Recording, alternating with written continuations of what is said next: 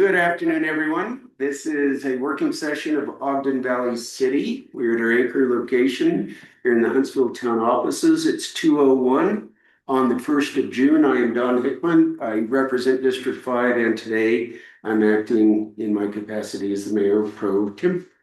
We have around the table Tia Shaw from District 1, Peggy Dooley Baker from District 2, Kelly Hoagland from District 3, and Chad Booth is now on Zoom.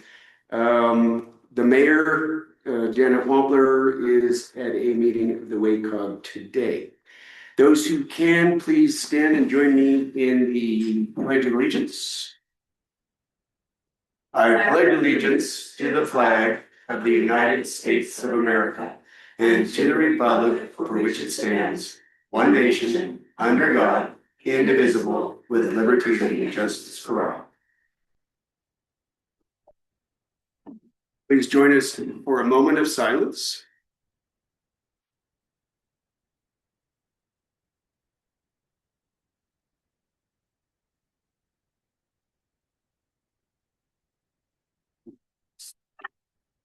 Thank you.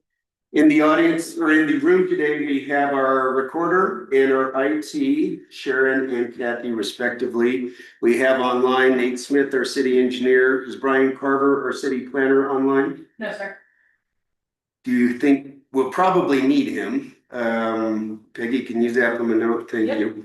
We also have in the audience Lieutenant Krieger, who is our sheriff, de facto sheriff, and he's going to be presenting to us soon. City Council, with your indulgence, I recommend we change the order of what we have today and move the discussion of building development excavation permits, which is number 6, to number 2. That way we'll get Nate on and off, and then we'll move number 5, discussion of MOU with Weber County Sheriff Office, which is Lieutenant Krieger, to number 3, and then we'll just go from there. Does that make sense to everybody? Yes. Anybody objective? Nobody's objective. Nate Smith, are you on? I'm here, Don. All right. Nate Smith, everyone knows. If you don't know, he's our city engineer. Nate is the primary author of the update to our building excavation permit fee schedule. And we have a resolution that Corbin and Nate put together to update our fee schedule. Nate or Kathy, if you wouldn't mind showing it. Nate, are you preparing to do that? I can share my screen. Nate's going to share his screen. The intent of this, everyone, was to better align what we charge for building and excavation permits with what we're actually paying, costing, so to speak, either through building code or those costs that get borne by engineering or planning. So Nate, keep it high level. Please go through what we're proposing to change. We made some fairly minor changes to this, based on some experience that we've had. Originally, we had a curb cut fee. That was kind of our base excavation permit. We changed that to just say, this is our base excavation fee. In order to do the administration for that bumped up to $150. That's just to do the tracking, to make sure that we're getting the all the paperwork done for each of those, as well as adding that to the GIS work in the city system. Another couple of changes that were just worth noting. We had a pretty substantial amount tied to this excavation trench maintenance fees. To some degree, that didn't make a lot of sense. So we ended up reducing this parallel road cuts fee, which is just basically, this is for the city to make sure that the trench excavation is all maintained. But we moved that to the road cutting fee, and we added these square footages. So based on essentially what we wanted to do was really capture the extent of what contractors or what entities were cutting into the city's facilities, and what level of degradation to the road that was causing for the city, to ensure that the city is able to go in and make repairs to the road post-surface treatment after the roadway's been repaired. And those were really the 3 big changes that we made, Don. Well, let me make one more change. We did increase the bond amount from $1,000 to $5,000. And that came from some feedback from some contractors saying the cost to get $1,000 bond is the exact same as a 5,000. So it ends up just providing the city additional coverage for each excavation permit that's taken out. Thank you, Nate. I'm going to go around the room and see if anybody has a question or a comment. Do we have this, or is that, I've been looking for it. I think I sent this to everybody sometime in the last 3 days. If not, Nate, when we're done, would you please forward this document and the resolution to all of the city council? Yes. Thanks for the question, TF. Go to the end of the document real quick, please. And I've asked, see what's highlighted there at the bottom. I've asked Nate to just clean that up in whatever form for the final resolution that we'll vote on tomorrow night. I think I found it. Okay. No, it's not, it doesn't look the same. Right. What's on there. Nate will send this to everybody, and Nate, copy Corbin. Is what you're showing us the actual resolution? Does it have the resolution language at the top? No. Yeah, I believe so. Yeah. I thought there were more than one document, one for like a fee schedule and one for a resolution. Yeah, here it's all in one. Okay. And this, so what Nate forwards will be the draft resolution that has the fee schedule attached. And Nate, if you wouldn't mind, just edit that to take out the highlighted part. I think that's okay. Yeah, I can fix that and get this sent back out to you. Okay, the reason I hesitated there is that highlighted part references whatever resolution we did way back when that established the fee schedule in the first place. Do we need to, in this one, refer to that one? Or will it be obvious to users? I think Our problem is, submitted to cross-reference the ordinance or resolution we already adopted, so people are aware there's one there. Nate will need our help finding out what the resolution was that we adopted way back when. And Nate is the intent that it looks like you repeated everything, so this is superseding the prior one, right? That's correct. Okay, that's easy. Good. Okay. Thank you, Nate. Thank you. All right, you're cleared hot to go get engineering work done for the city. Thank you. Over and out. Sure. The last email was from Kay about the excavation resolution Yeah. with a final. Okay. No, Is that what needs to go out? I've asked Nate to send what he just showed to everybody, and that will be the document. Nate, if you're still listening, copy Kathy, copy Sharon, please. And I can do that. Thank you. send that, and you can work in, this is superseding, does it have a resolution number? It does. Okay. Yeah. So this is the resolution 10 final. Do you need to forward that to me? I think that'd be great. Thanks. The original one? Yeah. Okay, I'll let you guys comment on emails over there, Cheryl. I'm forwarding what Kay sent and Nate. Okay, thank you. Next up is the discussion of the MOU between Weber County Sheriff Office and us for civil citations. Recall on Friday, we had a conversation about generally yes or no to do it with the general thumbs up that yes, we should. And Peggy's invited our good LT to come and give us a little more detail, I'm assuming. Just wanted to cover some of the why behind handling these citations civilly, going through the sheriff's office versus criminally at the justice court. So in order for stuff to go through the justice court as a criminal citation, we have to prove who was the violator. Just like on a speeding complaint, if you guys witnessed a car speed down the road, you give us the license plate and all that type of stuff, and we found that car at the house parked, I still don't know who was driving it, therefore I don't have someone to issue that citation. So that can't go to a criminal court. The parking citations, as they're written, you will, you put the vehicle information in and all that gets placed on the windshield. Then we go back to our vehicles, we do some research, find out the registered owner, then we attach the registered owner to the vehicle and then submit that. If someone were to go to the court and contest that citation, same level, we'd have to prove that they were the one who actually parked there. And we don't have that proof because we found the car parked, and those things all just get dismissed, so there's real no recourse for those citations. Now, when they're handled civilly, we just have to prove who's responsible for that car. So the registered owner is responsible for that car, responsible for what happens with that car, where it gets parked. They're responsible for having insurance and all this other type of stuff on it. So on the civil side, we're able to just cite the registered owner and have it go through and have that stand. There's different levels of proof needed for the civil versus criminal side.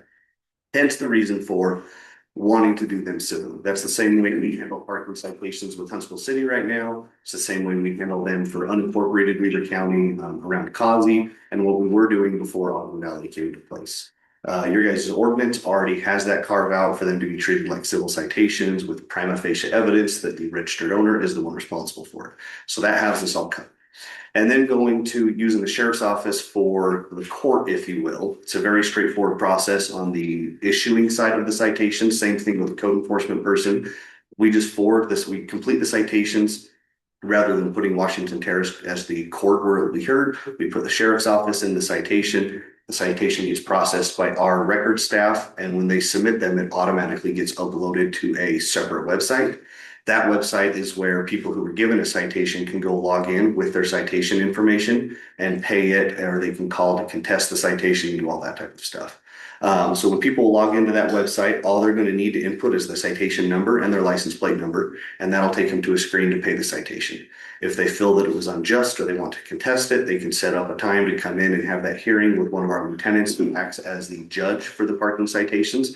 And then they can come through and contest things. It's a very fair process, just like if it was done in a court with a judge. The lieutenant has no vested interest in forcing something to stick. And if it was done improperly, they dismiss it. People still get their due process through that stuff. Our records will process citations. It'll automatically get uploaded to that website. And this is a process we already do now, like with Huntsville citations, the citations at Causey Reservoir. So the citations from within the city will go through that same process. So there's no unique thing that has to happen, no oddball stuff. So it should all flow very smoothly. As far as the enhancements, because it's covered in the citation, that if you don't pay it within a certain amount of time, the fee enhances. And then if you go even a longer period of time without paying the citation, then it can actually be sent to collections. All those things will happen automatically also through that service that you use. And then as far as the fees being given back to the city, the way we process it now is they will cut two checks, one at the end of parking season in the fall, and then again at the end of the year for anything that was after that. So that way all that money just goes into one pot, and then the city gets their money back at the end of the season, rather than having like this slow random trickle of onesies and twosies and that type of stuff. It all comes in at the same time. So that's how that stuff functions. Any questions? Yes. How would that work with the rental? It runs into hurdles, and often they'll get dismissed. So the same issue with vehicles registered like a corporation. And when I first started, where everyone was still handling parking tickets as like a criminal thing, we've seen it a few times. You would actually come across a company-owned vehicle, and because stuff gets done automatically, the company had a warrant out for a parking citation. So that created all kinds of issues, and that's part of the reason why doing these civilly is a much better and more transparent process. If we can't prove who owners are or anything like that, they get dismissed. That way there's no weird things that get stuck in the system unfairly and all that sort of stuff. Our code enforcer will also be able to. Yes, oh yes, code enforcement citations will still come to us. I'll meet with her tomorrow, but the way that we do that is the code enforcement will have their own book through the city that they write their tickets on. And then they just scan a copy of that and a photo of the vehicle in the no parking zone and email that to our record staff, and they process it. So it's pretty streamlined. I think what they've been doing now is code enforcement for Huntsville City will just send one email Monday morning with every ticket for over the weekend. So again, it's pretty straightforward. She just scans all the copies in, attaches all the photos, and then emails them over. Surprise. Can you process other civil claims through our code beyond just parking? Possibly.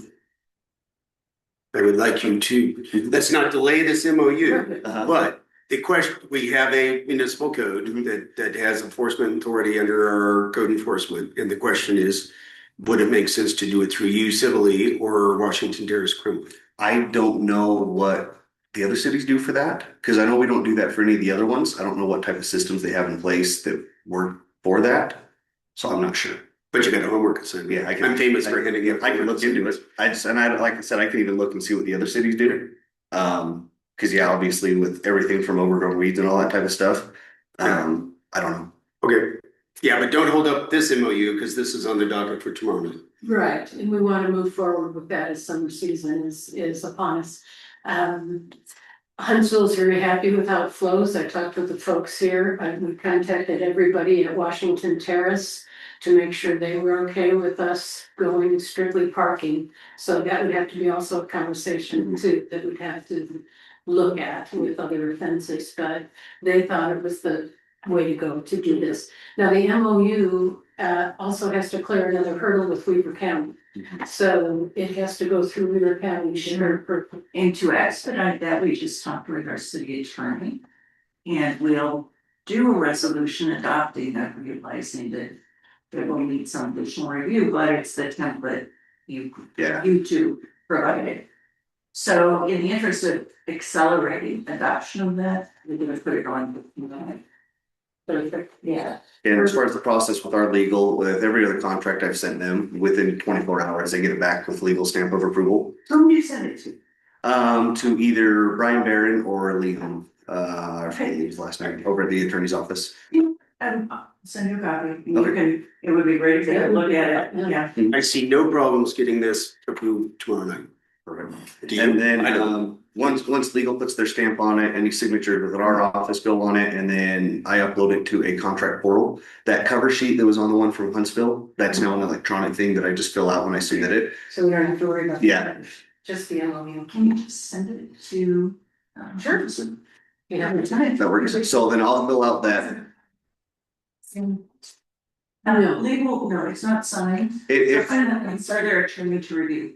Okay, no, I'm just saying, if we end up changing the language, right? Then if there were to be a change on it, I'll just reach back out to which attorney approves it and then just cover that with them. They're pretty quick about this stuff. They do this pretty Yeah. day in and day out. Let's do it after this meeting because I did send some changes. I got her. But I don't have the. I'm ready to get her. So. we'll do So it. on our side, we will make sure we have the final edition for us to vote on tomorrow night. And to give to our recorder once we approve it. From Yes. your side, deal with your attorneys. Yeah, that works. And it's the attorneys will approve it real quick typically. I upload it to that portal, which creates that cover sheet that you guys saw on that version.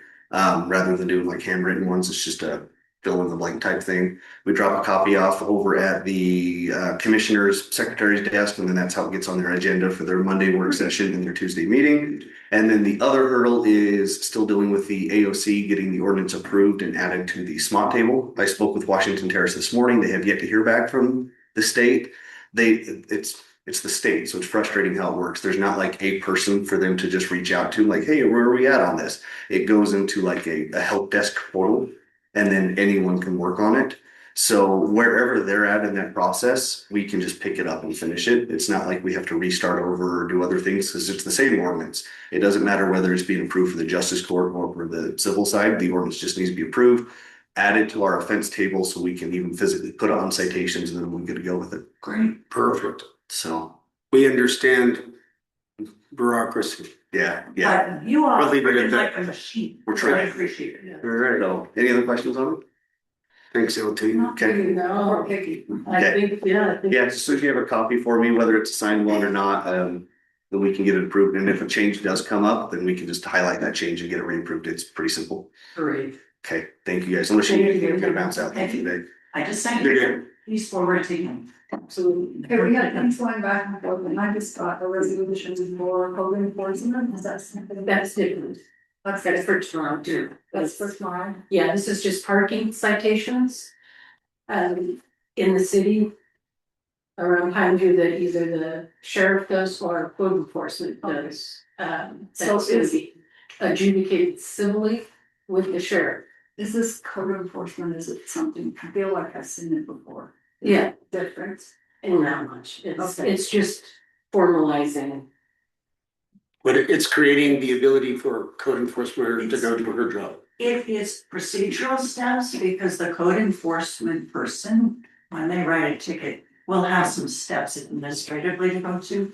So then when she goes into court for enforcement or some other body, she followed Two the procedures. steps in writing those. Do we know who our code enforcer is? Yes, and Because you're referring to. Yes. somebody specifically. we do have somebody who will be here tomorrow night, Okay. so you can meet her. So, and that's when we're looking at code enforcement also. And it is on the agenda for tomorrow night. Technically, we can't talk about it today because it's not on our agenda, Something different that we. but it's relevant to what we just talked about, thus I'm allowing it to be talked about. Okay, and then Peggy, you send them more for some. ILA. Okay, let it be recorded that our city planner arrived at approximately thank you for recording that, Sharon, Brian Carmen. We're at 22 by the clock in my government issued computer. We have a hard stop at 4 o'clock today. The staff becomes Cinderella and leaves at 4 o'clock. So we are going to manage this sucker to be signed, sealed, and delivered as much work as we can by 4 o'clock. What we have next on the agenda are I'm going to go to the consent items, just talk to us real quick, and then we'll get into planning. Is everybody okay with that? So Sharon, we're at number 4 on the posted agenda, whatever number it has become. I think it's 5, whatever number it is. So did we have any minutes to review? Yeah.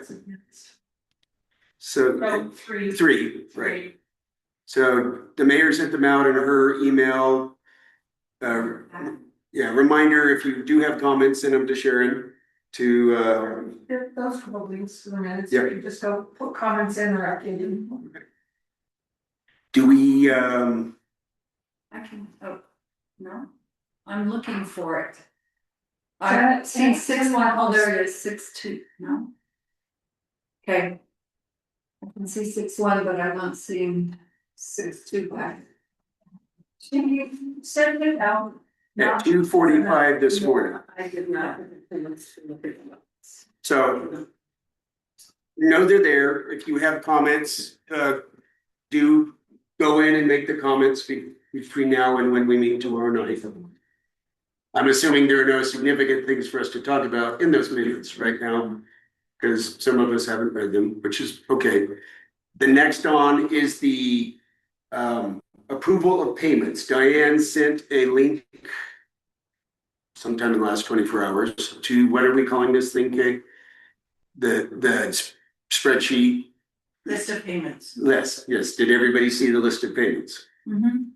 Does anybody have any comments, questions, or concerns about those? Okay, they'll be on the. I'm sorry, I did not get that. From Diane? Can you tell me when it came? 2:45 AM. Well, And it's sent. that was Janice. Did everybody get the list of payments Sure. that Diane sent? Diane? Yes, I did, I'm sorry. Okay. So if no issues, we'll go on from that one. Just note tomorrow night will be the consent agenda. And the final one is business licenses. Do we have any for us to review? Quite a few. Yeah, and did that link go out? It's in, I told Janet where to find it because it's on the SharePoint under business licenses. So Janet's email 245 had it attached as one of the attachments. At least that's my understanding of what she did. So between now and tomorrow night, take a gander at the business licenses, and if there's issues, bring them up first with Tia, and then we'll talk about them tomorrow night. Sound good? Sound good. Sounds Okay. good. It is now 2:25. We have 1 hour and 35 minutes before Cinderella happens. Maybe, when were you planning to do budget? I forgot about budget. Let's go back and. We better that do a next week. budget. Food and taxation. Thank you. Councilwoman Hoagland reminded me of a very important thing, which was number 3. So Sharon, we are now on what was number 3. So here's people online and people in the audience. Here's where we are on the city budget. We have a 2-track posture that we're doing. We have directly communicated with the tax commission, and we are going to directly communicate probably through the court sometime in the next 48 hours, attesting that we are in fact a taxing entity. We are claiming the rights of a taxing entity, and we'll see where we go with that. We are proceeding like we are therefore doing truth and taxation. Which means I will remind everybody that on the table at where you walk in and online, I'm showing it to you right now by Mr. Al. We have produced a proposed property tax impact schedule as required by our requirements of truth and taxation. And we have, every time we've talked about truth and taxation since the 5th of May, gone over this document as our stated intent that we're going to go through truth and taxation. The other tract is we are preparing what we are calling the Cookville starvation budget, one that we're producing, given that we may not in fact be able to raise property tax. Therefore, our funding sources are limited, and we're on a separate parallel path producing that budget. And if we can't do truth and taxation, we will take that budget to a public hearing on or about the 26th of June. And we will proceed with that as the budget of the city into fiscal 27.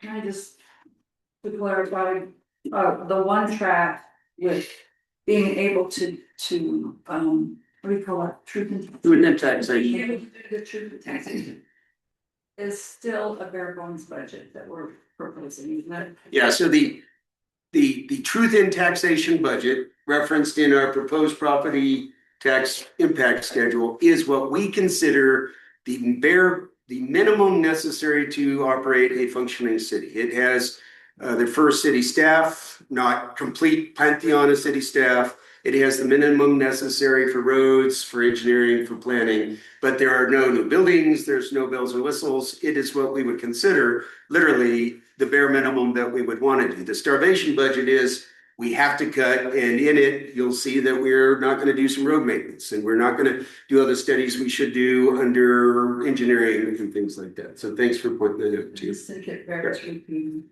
One thing that I do need to say that, assuming that we that we proceed with truth and taxation, we have scheduled on the 11th of August at 6 p.m. a public hearing, the public hearing required by truth and taxation. So every city meeting we have, we're going to repeat this message until the message changes. I think I covered it all. Right. There we go. Sharon, the recorder. We are now back to planning update, whichever number it has become. Sure. So I'm going to invite the planner to focus us on the moratorium.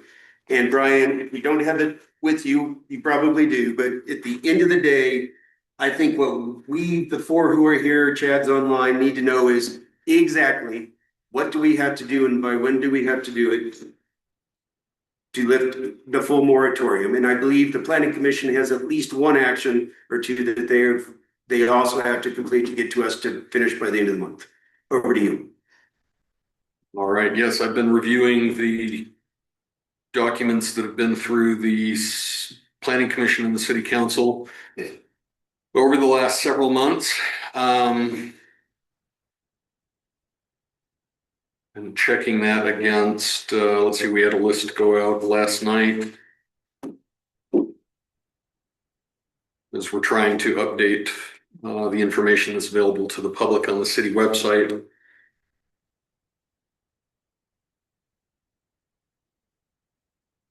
So we have a list later today. We're going to get through as many of these as we can, Right. that are the ordinances forwarded to us by the planning commission, which are the majority of what's left to be done, but they are not all that are left to be done. Is this correct?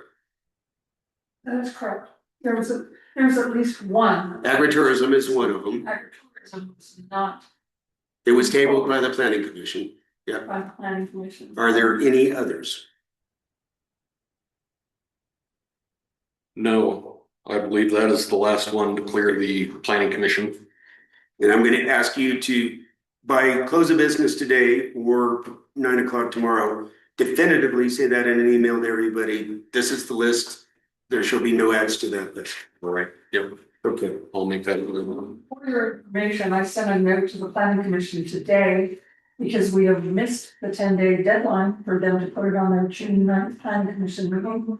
We are now at 9 days, which means it will, if they don't have an extra meeting or another session scheduled, other than their second and fourth. We won't get it until the fourth Tuesday of the month. That would be the first opportunity for them, because they've missed the. Okay, so let's hold that thought for a second. Thank you, because that's important. I think it's intuitively obvious to us all, but I'll reiterate. We right now only have 2 scheduled city council sessions between now and the 2nd of July on which we have to complete all of our actions. Of course, we can add a special session, but right now we have tomorrow night and we have the 16th of June as the 2 in which we would complete everything. So if the planning commission cannot act in time for us to receive agritourism by the 16th, then we're going to have to add a special session to get that one done.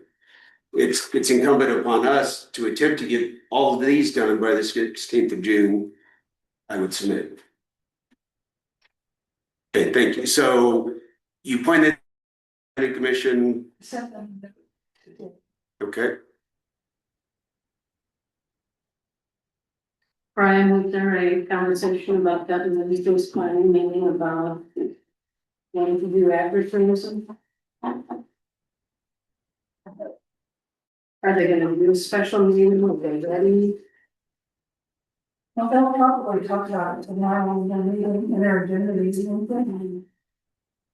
So the agritourism issue was heard at the last public hearing on May 26th. It does not need an additional hearing to proceed to the city council. The planning commission. Oh, that is right. We asked about that. Yeah, they heard, it was given an opportunity for public comment, but then the They tabled it. they tabled it because they weren't completely comfortable for or recommending the changes. But for this issue at hand, because they've already publicly noticed, publicly heard, and they had a hearing, they don't need to do another one. That's correct.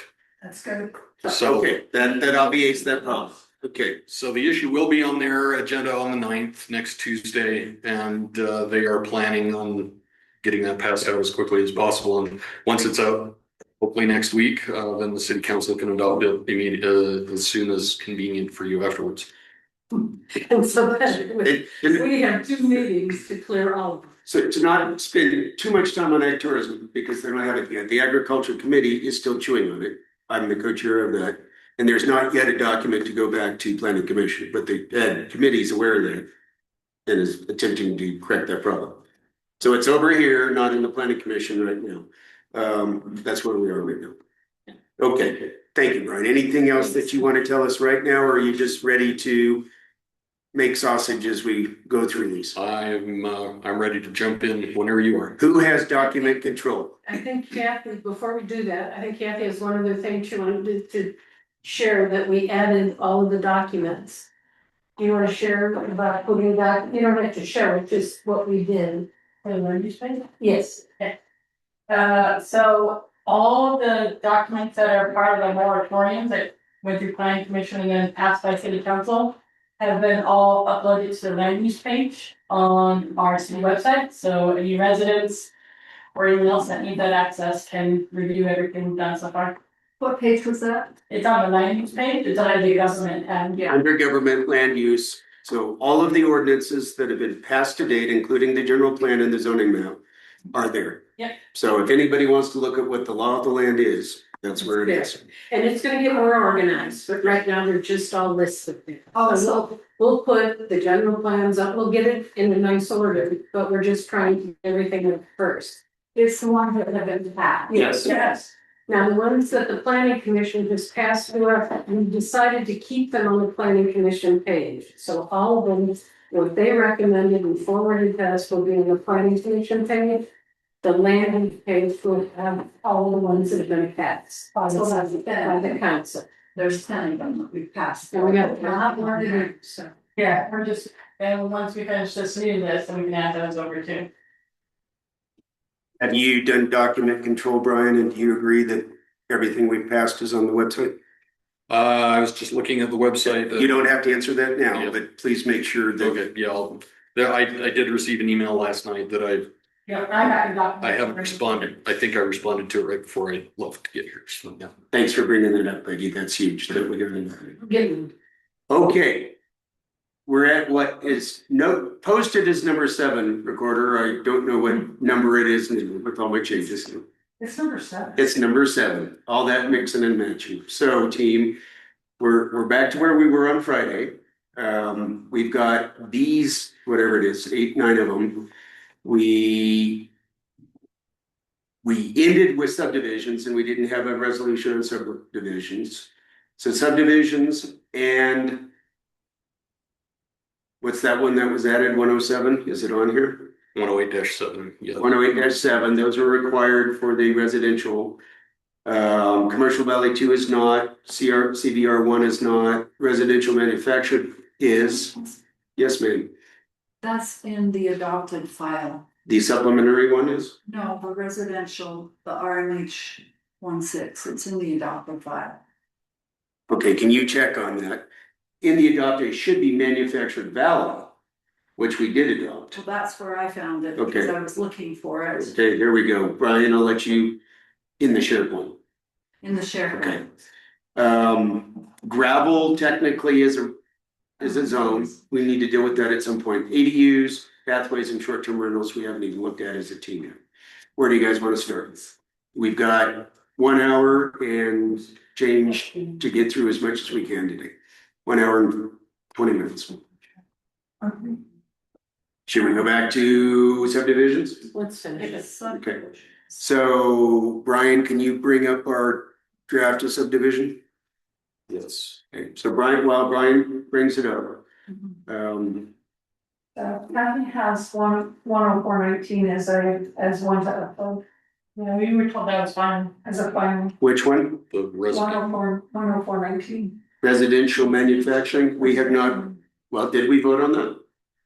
I don't, I did too. I thought It was very simple. and I- it was simple, but I don't know if we voted on it. I'm in the middle of the minute, so I can't tell you because I didn't get there Okay, yet. so let's hold that one while Sharon looks. Well. Oh, you can. Because Okay, I don't have my notes. let's hold it till tomorrow and we'll know tomorrow. Okay. Minutes. oops. I am logged into the wrong meeting, I apologize. It's okay. I think the big thing on subdivisions, the one we got stopped on was the density. The net developable acreage. The net. Yeah. We didn't get past that one. I have a concern elsewhere, but those. not very far into it. Right. So I kind of shared my thoughts on this.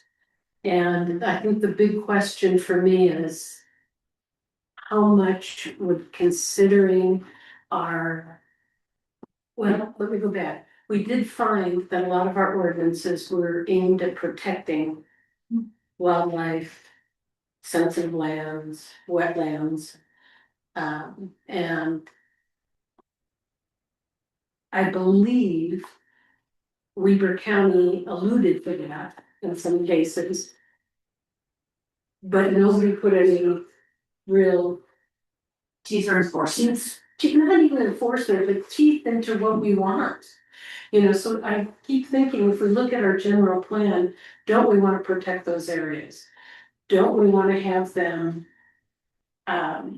for prosperity? Don't we want to have wildlife corridors protected? Don't we want to have wetlands? So I think the big question for me is how much of a taking is it? Because everything I go back to says 15 to 20% is usually taken anyway. So are we thinking we're adding on to that, or is that part of that 15 to 20%? I'm gonna recognize everybody as we go around. Peggy, do you have any other additional comment on your I point? may, let me get my email back, And do you mind if I hand it over to Carol? Okay, but I'd like to listen to I you. think there are two different concepts. One is buildable land, Mhm. and that's where you keep things off of wildlife corridors, wetlands, etc. This is a sheer calculation of how many units a proposed subdivision can have. Now, if you include sensitive areas, still trying to. it find it. simply means that they'll have more compressed density into the areas that are built. And quite candidly, I'm eager to, I don't know if it relates, but to chew up buildable units, even if it's more compressed density, that's one of the. That's one of the theories of the general plan. Density more in clusters. Mhm. And Yeah, this, it's a cluster subdivision. so there you go, it's just the matter, it just means. That subdivision would have probably smaller units or more cluster units. So that's, I just think it's a mathematical, it's a difference. And all those wonderful nature and preservation issues are respected in the buildable land ordinance. Do you have anything That's to what add? I was wondering. And maybe not in those buildable land and everything, but, people, if they have the property, aren't gonna, and there's. I don't know, right, what do you call it, easements or whatever on them, they're not gonna be able to build on them anyway, right? But if they have the amount of property on the land to be able to put a house. I just think that taking that out. I don't know, Taking what? taking the things that they are proposing, like not allowing those things. No, and I think I deleted, there were You like did. 5. You did. And you didn't hear us yelling at you, Control Z, Control Z, Control Z. Yeah, but I did that and it only gave me back 2, so I don't know what happened, but they had a number of them Yeah, there. there were 4 other It will bullets. be in the prior version. It would be the But I guess what I'm saying, Peggy, is if they're in there already, why, you know, if they're in other ordinances and that. Is not allowed, why put it in there? If I could try to answer that, because and I'm not a planner, I'd like to defer to Brian on what, what is really, to me, the bottom line is what is the end result if we take out sensitive lands and things that we've said in other ordinances.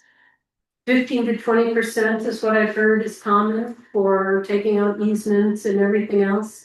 So I'm thinking wetlands is not added to that, it's part of that 15 to 20%. Wouldn't it be, Brian? No, So, It would be added into, or it's part of, no, or it depends. I mean, there is a percentage of property that is removed for public utility easements, right, whether it's roads, water, sewer, electricity, whatever. It varies. The larger the required space for a lot for, I mean, if you go, a 3-acre lot requires a smaller percentage for public utilities and public right of way than a 1-acre lot or a 1/4-acre lot. So it could be, I've just been using 15% as an example. It's actually probably going to be a little bit lower for the public right of way. That is withheld by definition of net developable acreage. right, our it's in code.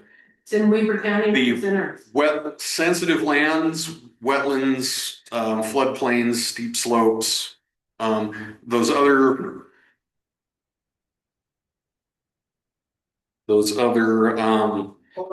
issue bullet points up there, designated sensitive lands, wellhead protection, wetland streams, other waters.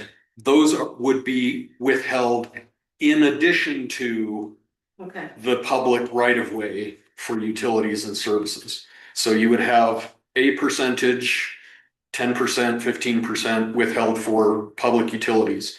You would then have whatever additional sensitive lands were on the property, they would be withheld from that net developable acreage, which does not in and of itself protect them from being built on. It excludes them from anybody's individual personally owned lot. So you would own a lot, but you would not own any. If you were a new buyer and you purchased one of these subdivided lots, you would own the new lot, but you would not own any of the set aside sensitive lands. They would not be considered part of the subdivision. right. So my personal bottom line, if we're doing some research on it, I sent you all what I thought on that. My bottom line is, looking at the general plan, what do we value? what's in our ordinances and how much does it, balancing that with how much is it of a taking? And that's, I think, our job, is to look at that for future development. The whole land use is to steer how we want to see development in this valley. So I think it's kind of a decision there. I also saw Brian's response that it wasn't a take. Did I read that right? Well, if I look like. It's, So help me understand that. That's the last piece, and I'll be quiet. The question was it a downzoning? This is the one I asked Brian. Yeah. And how did you answer that, Brian? it is not explicitly a downzoning, Not such explicitly. as changing From 3 to 1. from 1 unit per acre to 1 unit per 3 acres. But it is implicitly reducing the number of lots that would be available within a subdivision. Right. So So in it- Corbin's it- advice for that was, It's, I mean, you are taking Corbin hasn't value. spoken on this subject, yes, or did he? but he did join. So he hasn't, we did not consult with the, May I cut through? Okay. Yeah, just, there's a legal difference between what is a legally critical taking that would be a constitutional violation. And Corbin correctly discussed that you have to extract almost all value from a property for it to reach that constitutional level. Right. Here, though, we're talking about restricting people's property rights that they previously had. It would be someone seeking a subdivision, and here taking that land out of their calculation of how many units they can build would give them fewer units to build. So that's where the diminution, the reduction of their capabilities would be. And I also want to add one more. I'm gonna raise my hand and I'm gonna be the next one. Okay, I have one more point. But I'm gonna recognize you. I am an avid conservationist. And he had good credentials personally and professionally on that front. I don't view this calculation as contrary to my values or the valley's values about conservation. What do you mean this calculation? The calculation of buildable units. Meaning requiring that to be in there or out of it? What do you mean? Not requiring them to be extracted from a calculation. I don't think Can I it's in jump- its. Sorry, I've had my hand up for a while there. I didn't know if it I was was about to noticed. go to you, Chad. Kathy was, Okay. we recognize you. You're up.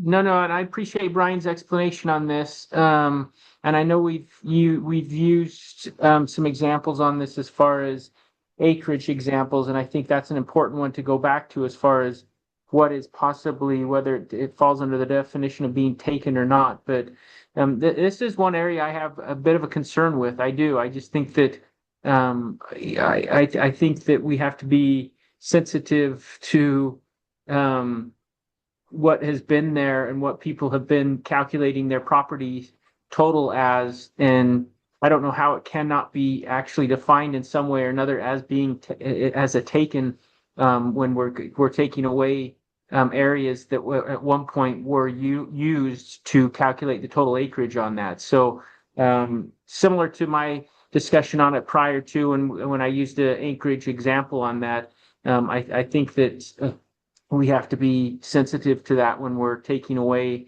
possible total calculations from what people have been using for a long time. I understand that we're looking to the future of this, and I really do appreciate Peggy's thoughts on this as far as that this is what we want to do with this, but this is an area that I think could be a tough one to push through and something that we really need to think about on it. Thank you, Chad. All right, I'll take the floor, and where I stand on this, it's actually very similar to what Chad just said.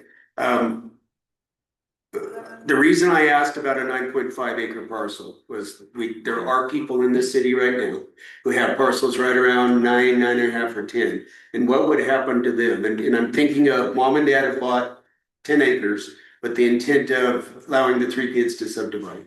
And what I'm worried about is they would not if there was a stream of 15%. So that to me worries me. I am like Kay and frankly like you, Peggy, I think, conservation of our wetlands and all that matters to me. Nobody can build on a wetland, nobody can build on a stream by our sensitive land overlay zone. So those are protected. What this is really about is when I want to develop, how much of my land can I not develop?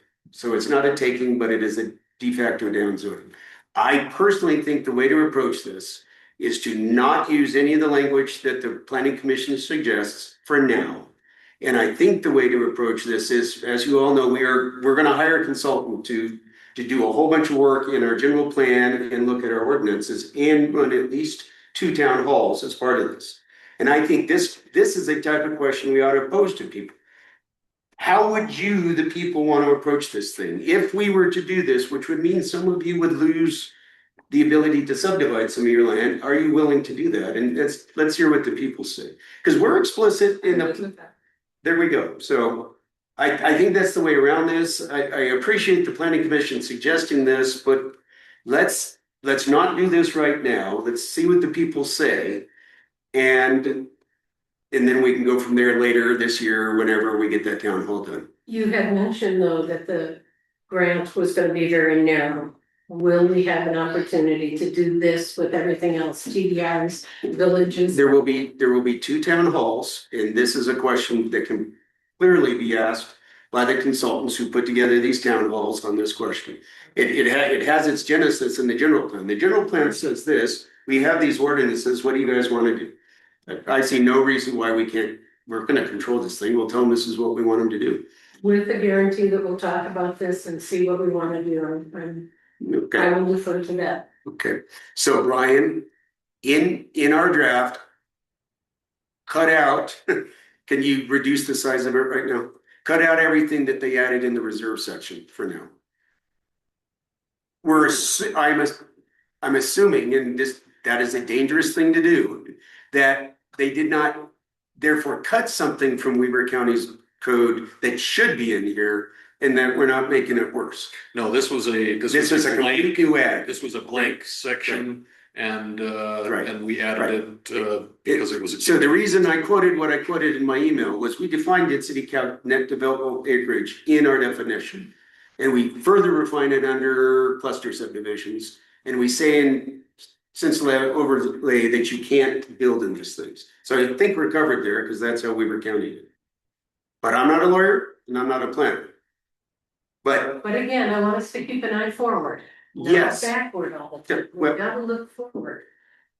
well, if we were to adopt this, there are people who would not be able to subdivide their property as they expect to right now. And Yes. I think that's a problem. Yeah. Let's set it aside so we as a community can have the conversation and then let's see where we go. And I'm Can good. we, can we move on to? Yes, so your job, Brian, is to take everything that they added out.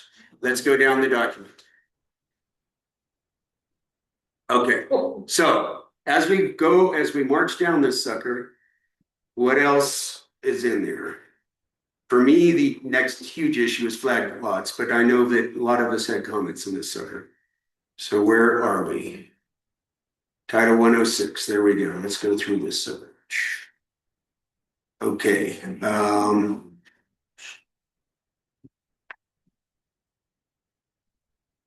so there was, Brian, are you able to page it down through? Yeah, Where are you, Brian? so I'm at 106-1-3. There we go. And the Okay, changes in this section were primarily just to reword the requirements. They felt like they just needed some clarification.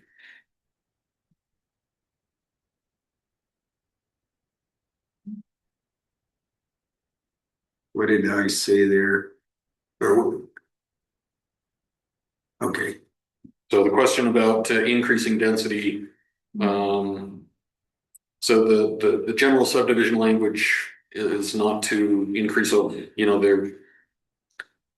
this is regarding the lot line adjustments. The intent of lot line adjustments is not to create Increase additional density, density. keep going. All right, he's on 106-1-4 now, right? Yes, Brian? Yes. I'm sorry, what did we do? Would you repeat that? What did- We're on 106-1-4. What did we do with -3? We left it as is.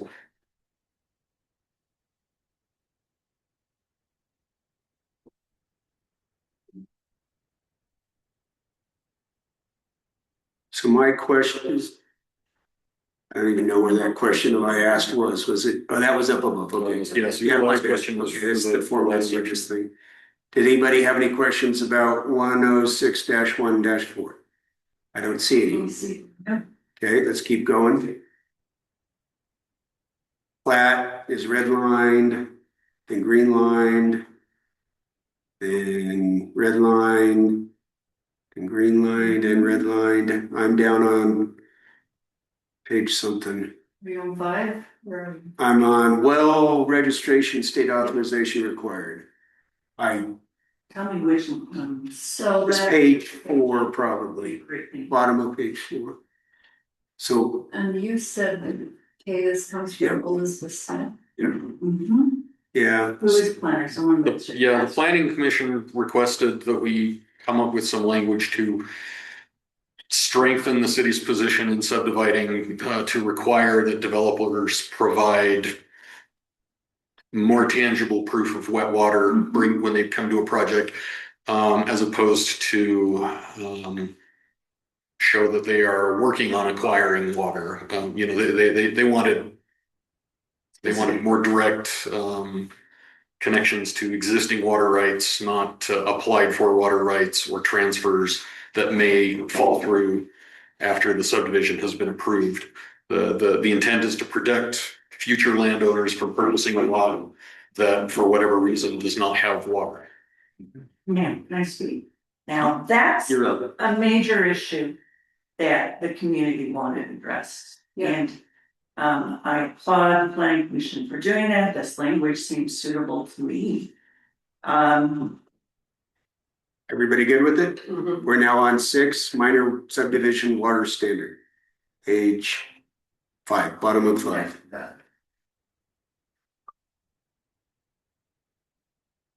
Those who are listening to our computers, we are getting emails galore about short-term rentals and other things. That's the life of a city council person. Okay, I had one tiny comment and it was, it's Placement, wasn't it? yeah, it was just, listen, So Brian, can you may you, feel fine. You may want to cross-reference the minor later on.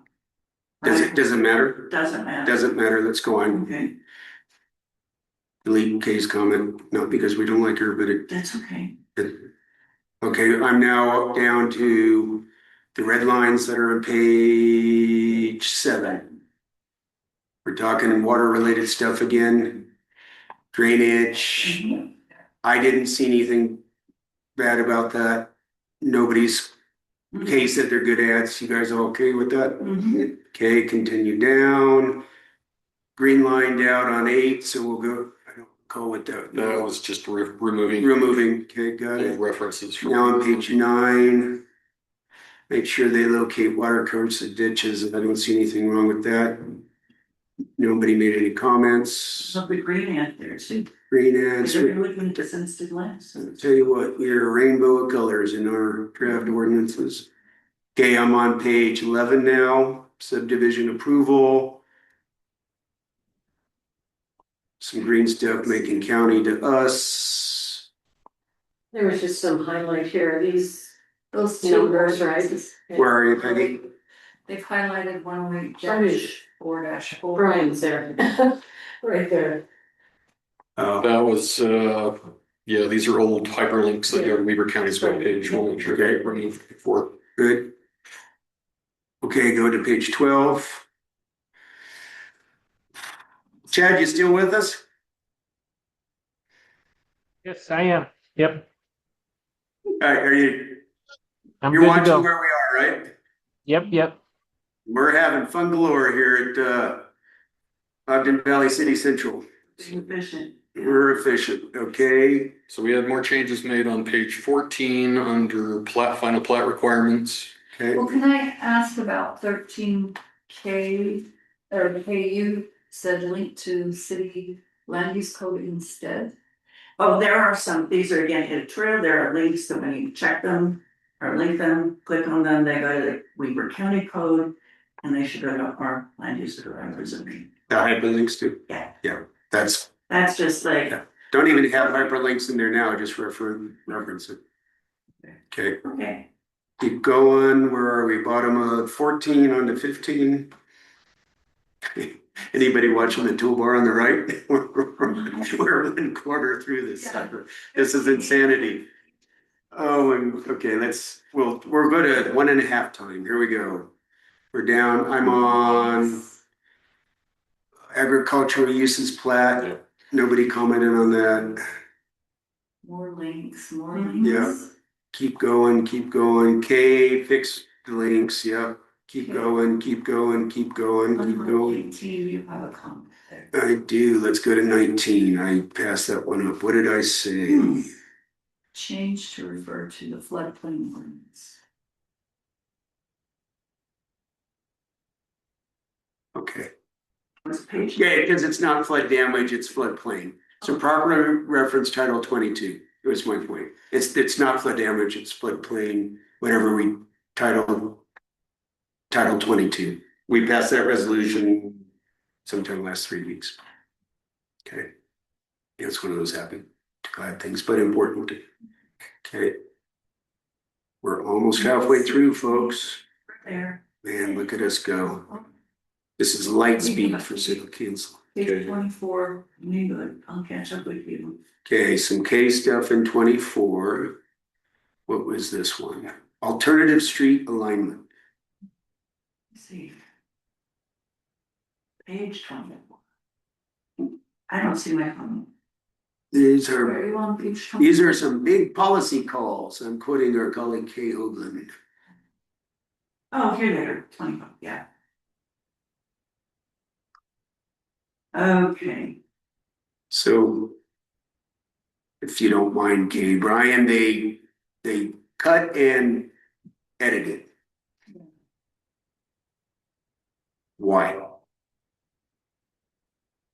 Do you have any memory of that? Who was the editor? Probably Tyson. He's Yeah. supposed to be the editor.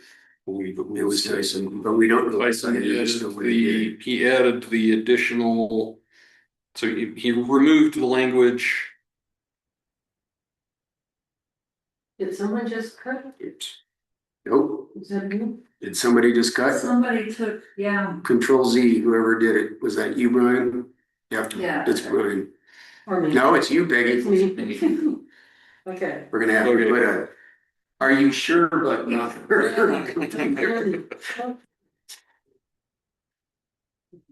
So the language that was replaced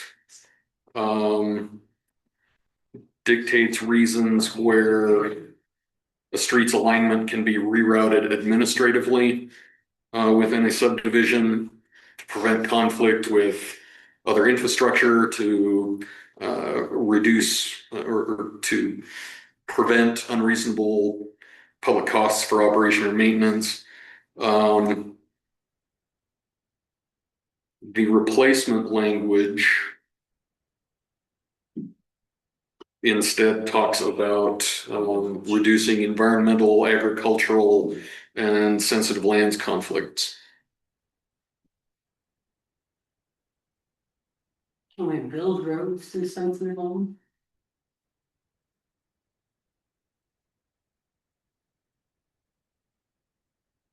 What does this change do for us? That, why do we need this change, Brian? That's a good question. That's a question I'd like to have. That's the, This would why do we need this? going forward. Right. That's a question I did not ask the planning commission, but it is a good one. well, I'm just I'm comparing. curious why, It doesn't seem that different. because they're the reasons for administrative approval are apples and oranges. They're not, they're taking some out. Kay, what do you think we should do? It's your comment.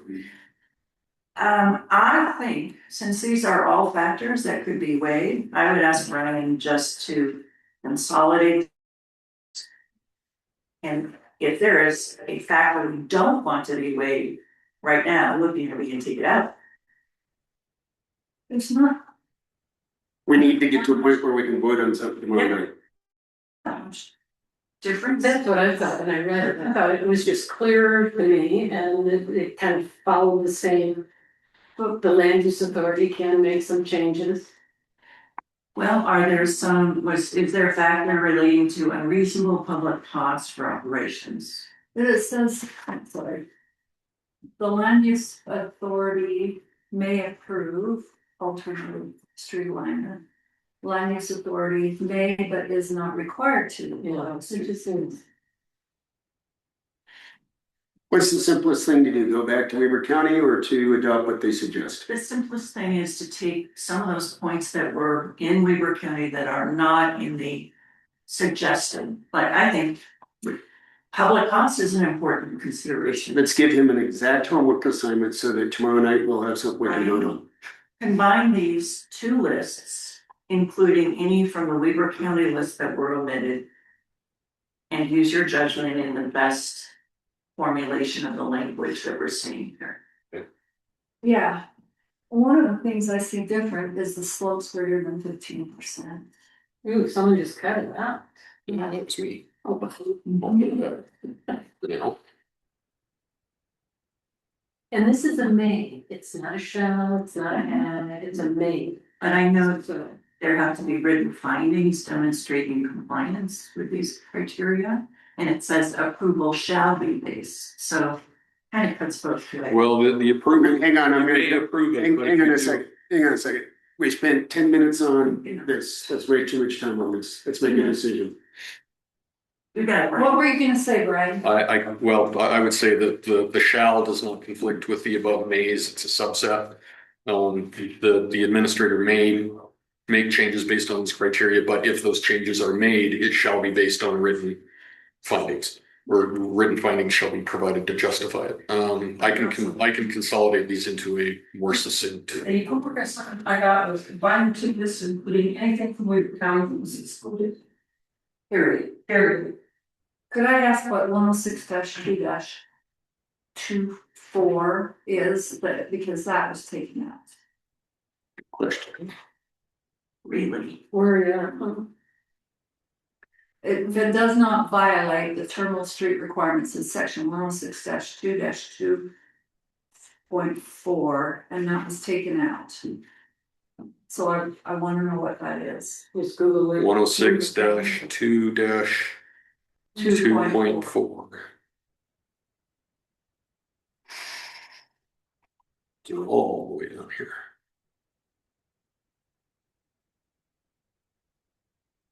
Was it 2.04 or 2.4? 2.4. It's 2.4. 2.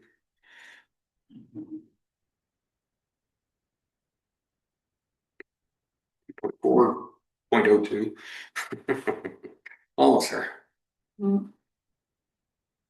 That's a Okay. long one. 106-2-4. That's 2.4. Oh, dash 2.4. That's right. Yeah. It's terminal street requirements. That's not. There is no dash 2.4, Interesting. and there wasn't in Weber County. Okay.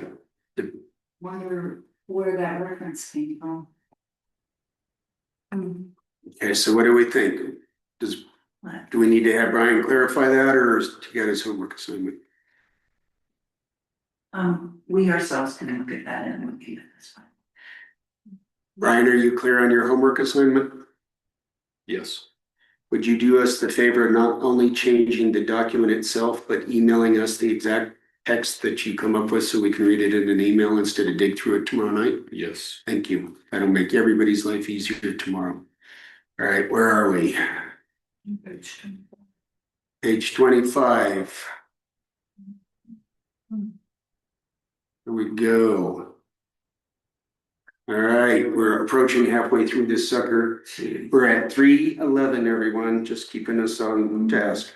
You have a. I have a comment on 25. Yeah. Mandatory.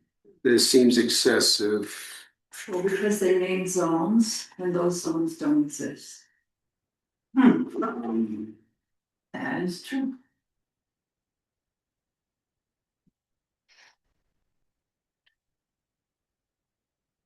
are mandatory in the what then? I mean, if we don't have our zones, Weber County wouldn't have mandated anything up here. Is there anything, I mean, the question is, do you want to mandate this compliance in any zone? Street connectivity. All right, which page are we on? This is street connectivity. I'm on the bottom of page 26 and top of page 27. The language removed.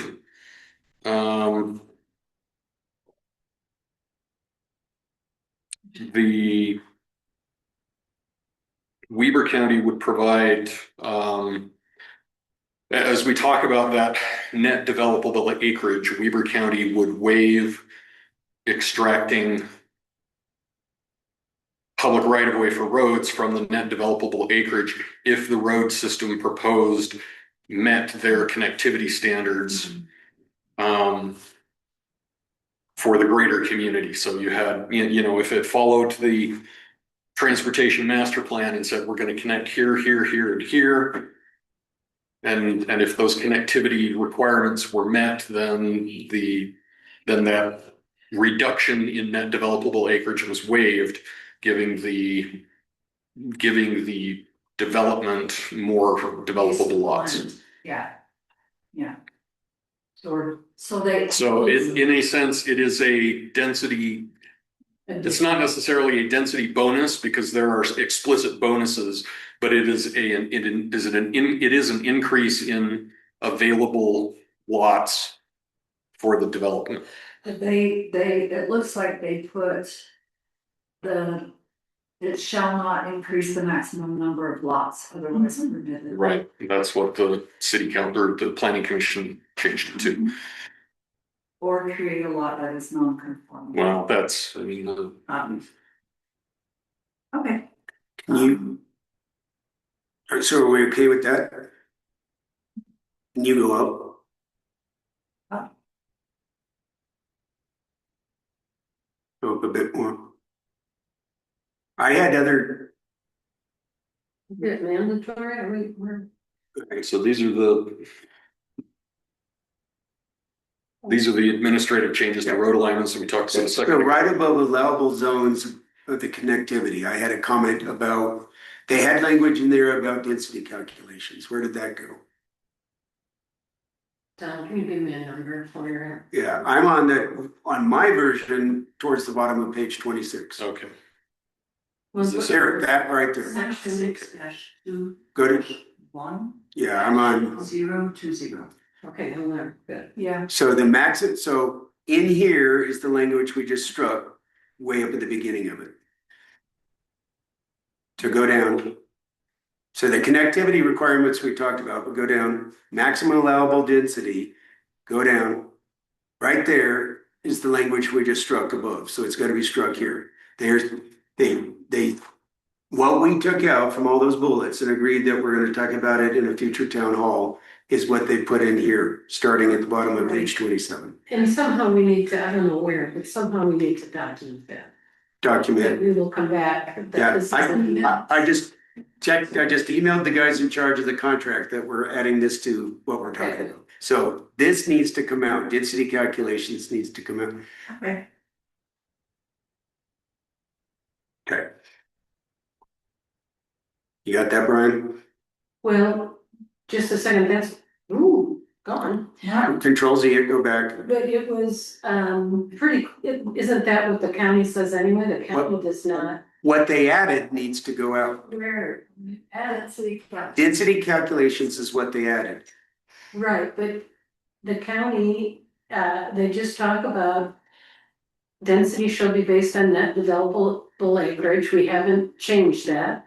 Net developable acreage shall exclude land dedicated for uses of public and private streets, rights of way. That's in Weber County. They Right. take it out for that. Is that true or not? So Brian, I highlighted what there because I thought was what they'd added up above. It's another density notation. So I may be wrong, but I think we need to check. I think that was in the code already that I read from Weaver County. They took out for In the definition of net developable acreage, it states that it is gross acreage minus any space for public right of ways. But it does not have all those specific things, alleys, parks, access, private streets. No, So this is a new ad, I Well, think. and since net, let's call it NDA, net developable acreage, NDA is elsewhere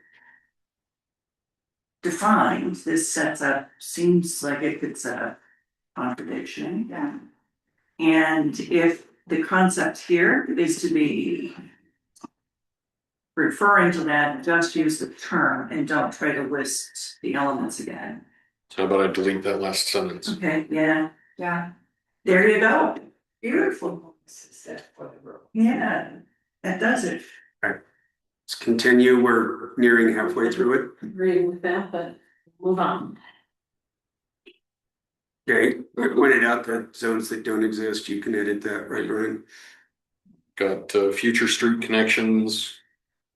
Added language on stubbing out future streets, planned streets within subdivisions. I didn't worry about that. I didn't put a note. What is that? That just means that as we, when the city creates a master transportation plan, you draw out where you anticipate needing roads as the valley builds out. And as subdivisions come in, you don't want to just build those roads ahead of time. It's too expensive. So as subdivisions come in, you ask subdividers to leave a road at the edge of their property. Yeah, it's called a stub road, where the road just drives to the edge of the property and then dead ends. There's don't go any further with the- intent that there may be. The expectation is as the next parcel develops, it continues that road going forward. Okay, Any questions about agricultural exceptions? Which page? Councilman Hickman had on page 34, had a question about public street dedication changes and the effect on density calculations. Well, Weaver County. I'm public street 34. dedication. I got it as 33. That's, I do too. Yeah, that's just, Yeah, I don't know why my page numbers are different. So all the purple is what they added? Yes, and this, again, this sentence, this first sentence, land dedication or reserve, Yeah, dedicated or reserve. so again, the planning commission has added or changed the definition of density calculation here. Yes, So to be consistent with my language above, should delete it. Yeah, Where are you guys? we're at the bottom of page 33. Yeah, so they're, why do we need it? Well, I submit we They don't. refer to. No.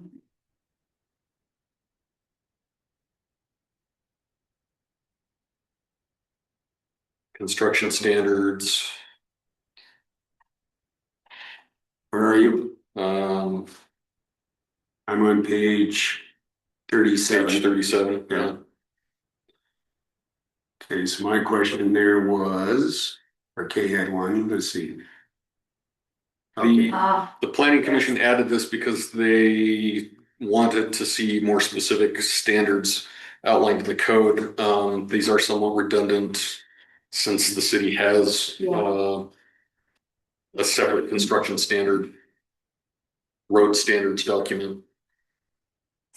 right,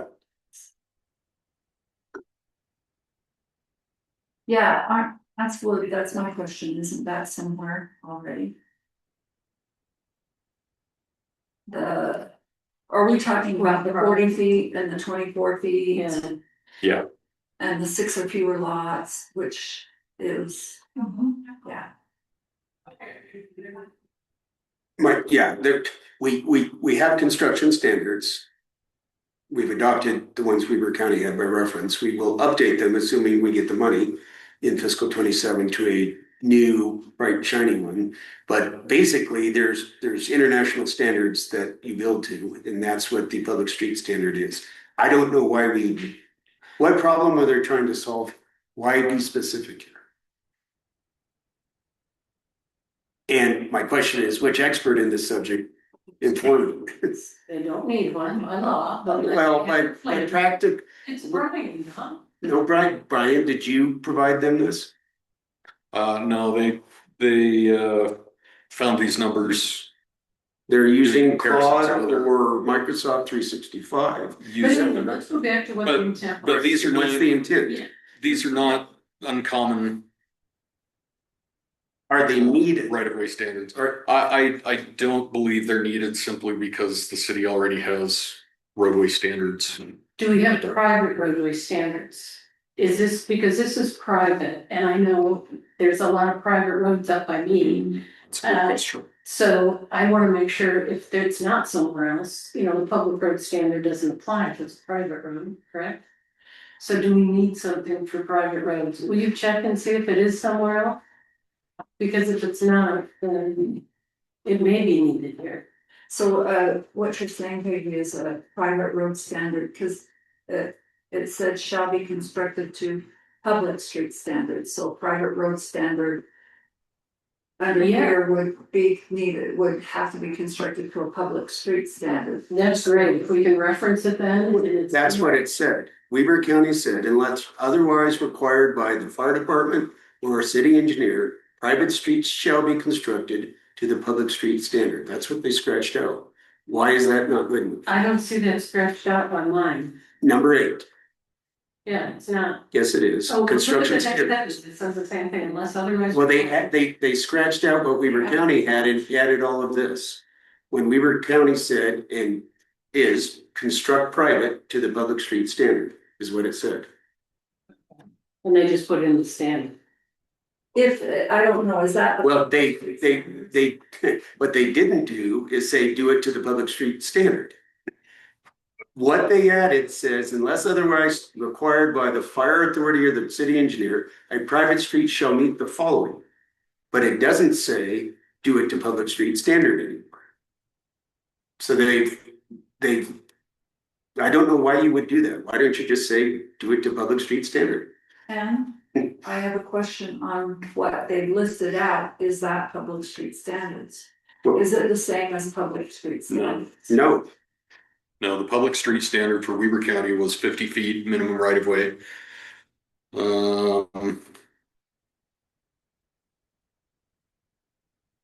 With I would a be surface sure to width, reference. a minimum surface width of 24 feet. So the surface, the improved travel surface wasn't different, but the necessary right of way was. They cut it, 40, okay.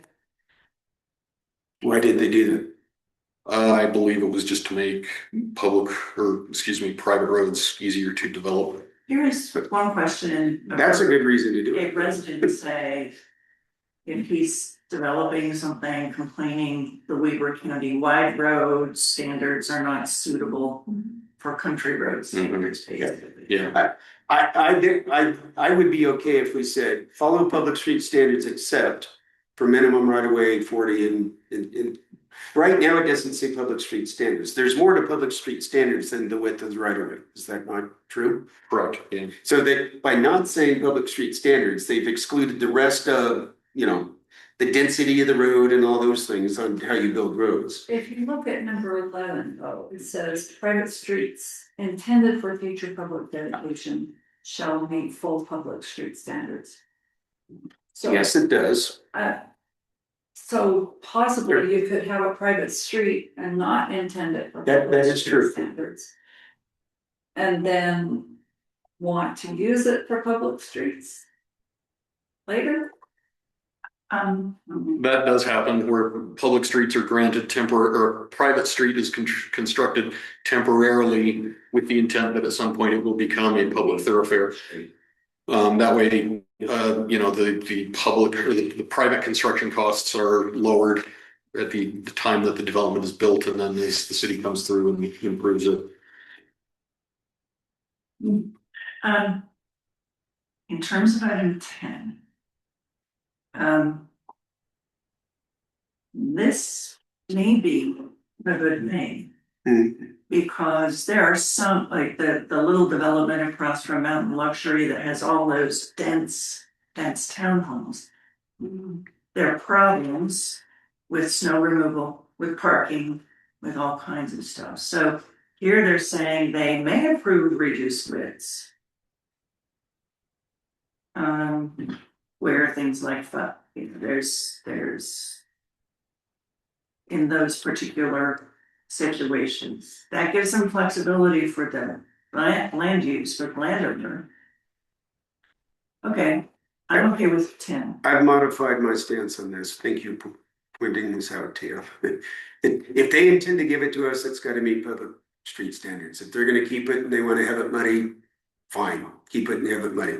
Okay, As long as fire access is approved. here we go. And that's on that. Okay, Hey, Don. Yes. yes. Is the term may approve appropriate for a planning commission? They recommend approval, they recommend denial, they don't actually make approvals. Well, if it's an administrative decision, True. then they are not making a recommendation for someone else to act on. It would be They're would be making their a call. Okay. They get the final word in it. And in most subdivision details like this, it's the planning commission that has the administrative or the whoever the land use authority is ends up having the authority to decide. Okay, Top of page 39. So, are we leaving this as is? Good call. I think it's. I'm okay leaving So it as is. What I did was I added that private streets shall meet public street standards with the exception of the minimum right of way requirement. I'm okay with that. And I removed the language about the improved travel service because it's the same as the. okay. That's the Does same 40 as- feet need to be in it? Does it? It's already 40 feet's already in there. Oh, so you're keeping So that. that would stay. They get a reduced right of way, but everything else is the same as the city. Okay. And then they changed the terminal length of Which page? cul-de-sacs, dead end streets, page 39 near the Okay. bottom. Weber County allowed 600-foot cul-de-sacs providing access to up to 15 dwelling units. This reduced it to 8 dwelling units. Yeah. Why? To reduce the risk of complications during an evacuation. If that cul-de-sac needed to be emptied, it's easier to move 8 households than 15 households. Theoretically. Yeah, I was gonna say, I On paper. think that's getting way out there with a far-reaching change, a big change. It's on a speculation that, gee, it would be difficult to evacuate people on a cul-de-sac, but leave it as it is. Has it been a problem in the past? Has someone who's expert in fire evacuation looked at that and said, that's too small? The answer to that question is The answer is there's no real standard as to what a What's this, however? It's longer than 200. Yeah. I showed you this one. I mean, typically the fire department will tell you that they don't want cul-de-sacs longer than 500 feet because unless there is a separate fire hydrant in that cul-de-sac, because their trucks can't reach from the water source into the end of the cul-de-sac. And so, you know, 600, I'm guessing that Weber County is okay with a 600-foot cul-de-sac because that's what their code says. So I'm guessing that their fire marshal is okay with that. But I'm not aware of any standard of, 15 units versus 8 units versus 12 units versus 20 units. I say go back to the original language. Absent, the fire marshal said go do this. And I'm not hearing the fire marshal said go do this. Because I just wonder if there is some place that is counting on 15 units and now they're only have it. Well, you could get 15 from townhomes and multiple dwellings, of which there may be. Don't make it a cul-de-sac and then you can have your 15 units. Don't make it a cul-de-sac. Yeah. So I don't know. I say go back to the original language. Which we don't know what experts said, if he was good, but. Yeah, but presumably it And we do know it's withstood the test of time. has withstood the test of time. Probably a few 20, 30, 40 years and a few tests of administrations. So Brian, you said the fire doesn't typically like it more than 500 feet and 600 feet, but with then it says. Then there needs to be a turnaround approved by the local fire authority if it's over 200 feet, right? Yeah, yeah. So. It can't just be a 600 dead end foot. road. It's gotta be a cul-de-sac with the big bulb at the end that they can turn a truck around. Okay, And those that radius of turn, that size is set in this subdivision ordinance. And in the road standards. Let's make a decision on this. We have 28 minutes left and we're halfway through. Go to the original. Tia, what do you say? I say go to the original. Peggy, what do you say?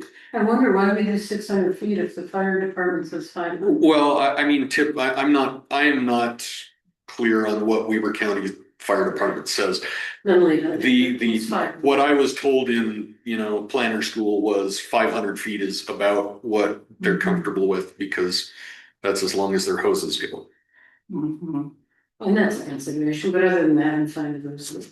But if Your Weber homework County, is, Brian, your homework assignment is change it back to the original. change it back Next. I'm on page 40. We have a couple of questions on Page 40, bottom of page 40. Conversion trigger and other things. Yep, so this is where, say, the subdivision was originally approved with a private road, but now the city wants to turn it into a publicly owned and maintained road. So these are the trigger criteria that need to be met. And 8, all of those in purple were added, is that right? Yes.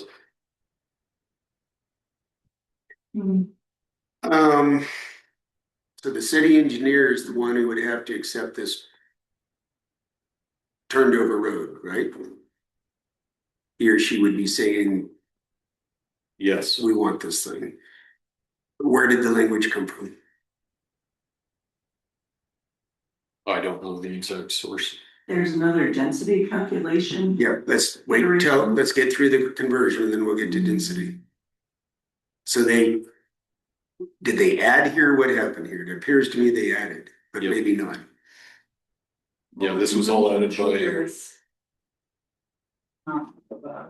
So why do we Should we need this in consider here? that though? Because there are private roads, if we want to go public, what is the mechanism that we do that? Right, we want to make, I agree, why was this added here? Is it not specified somewhere else how we accept a road? No, it's not specified anywhere else.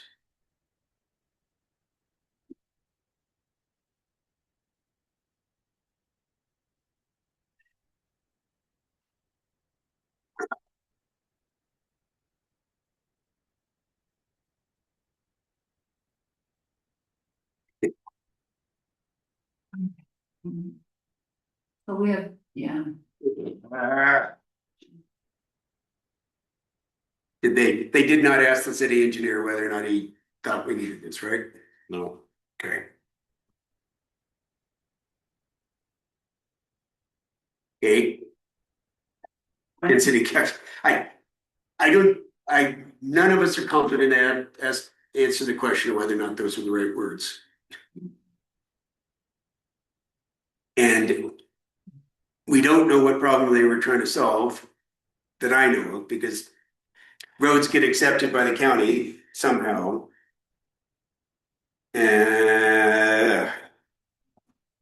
Well, I think the problem is there is not any specific language in here that describes at what point the private road within a subdivision becomes public. And this was an attempt to provide some clarification as to how that process would work. And that makes sense to me. Is it the right verbiage? So where, yeah, because, like what sources have they used to come up with these?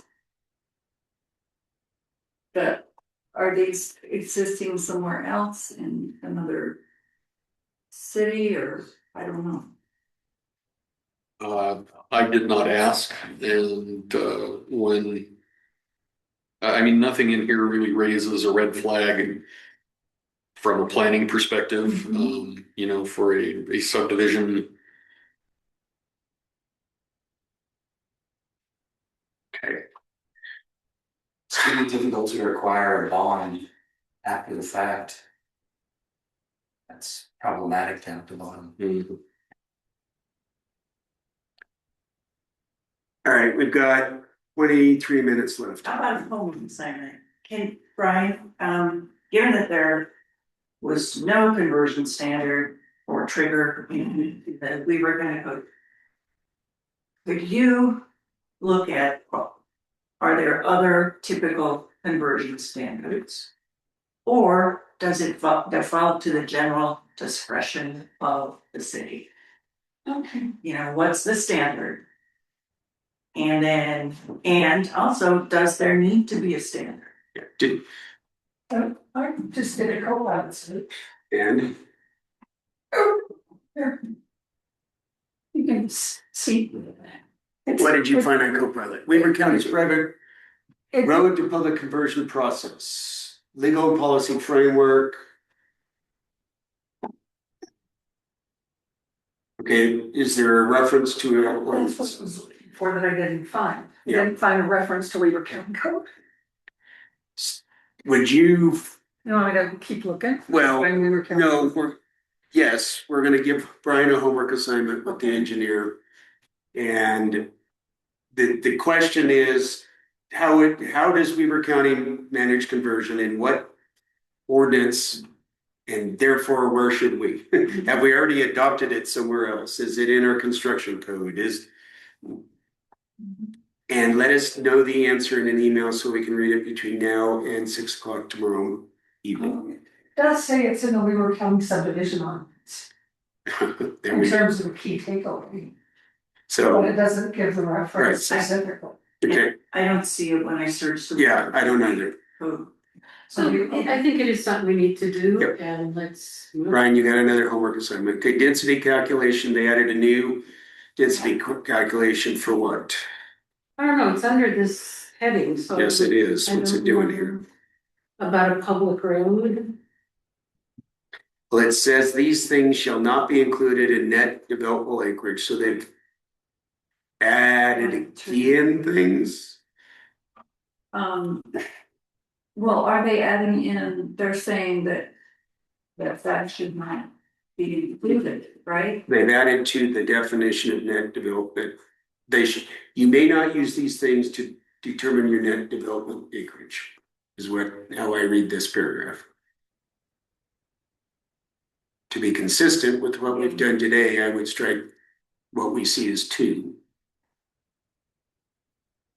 Tia says, yeah. Kay says, yeah.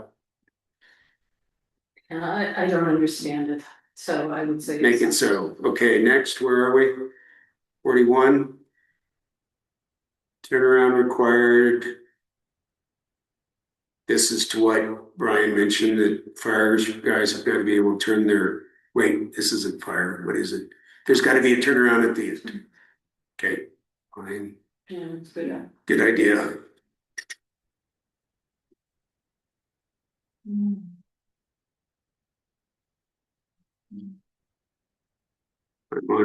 The next comment was from, Where are you? I'm on 44 at the bottom. Okay. Yeah. Kay points out there is no form-based, so they can go away. You see that one, Brian? And it was at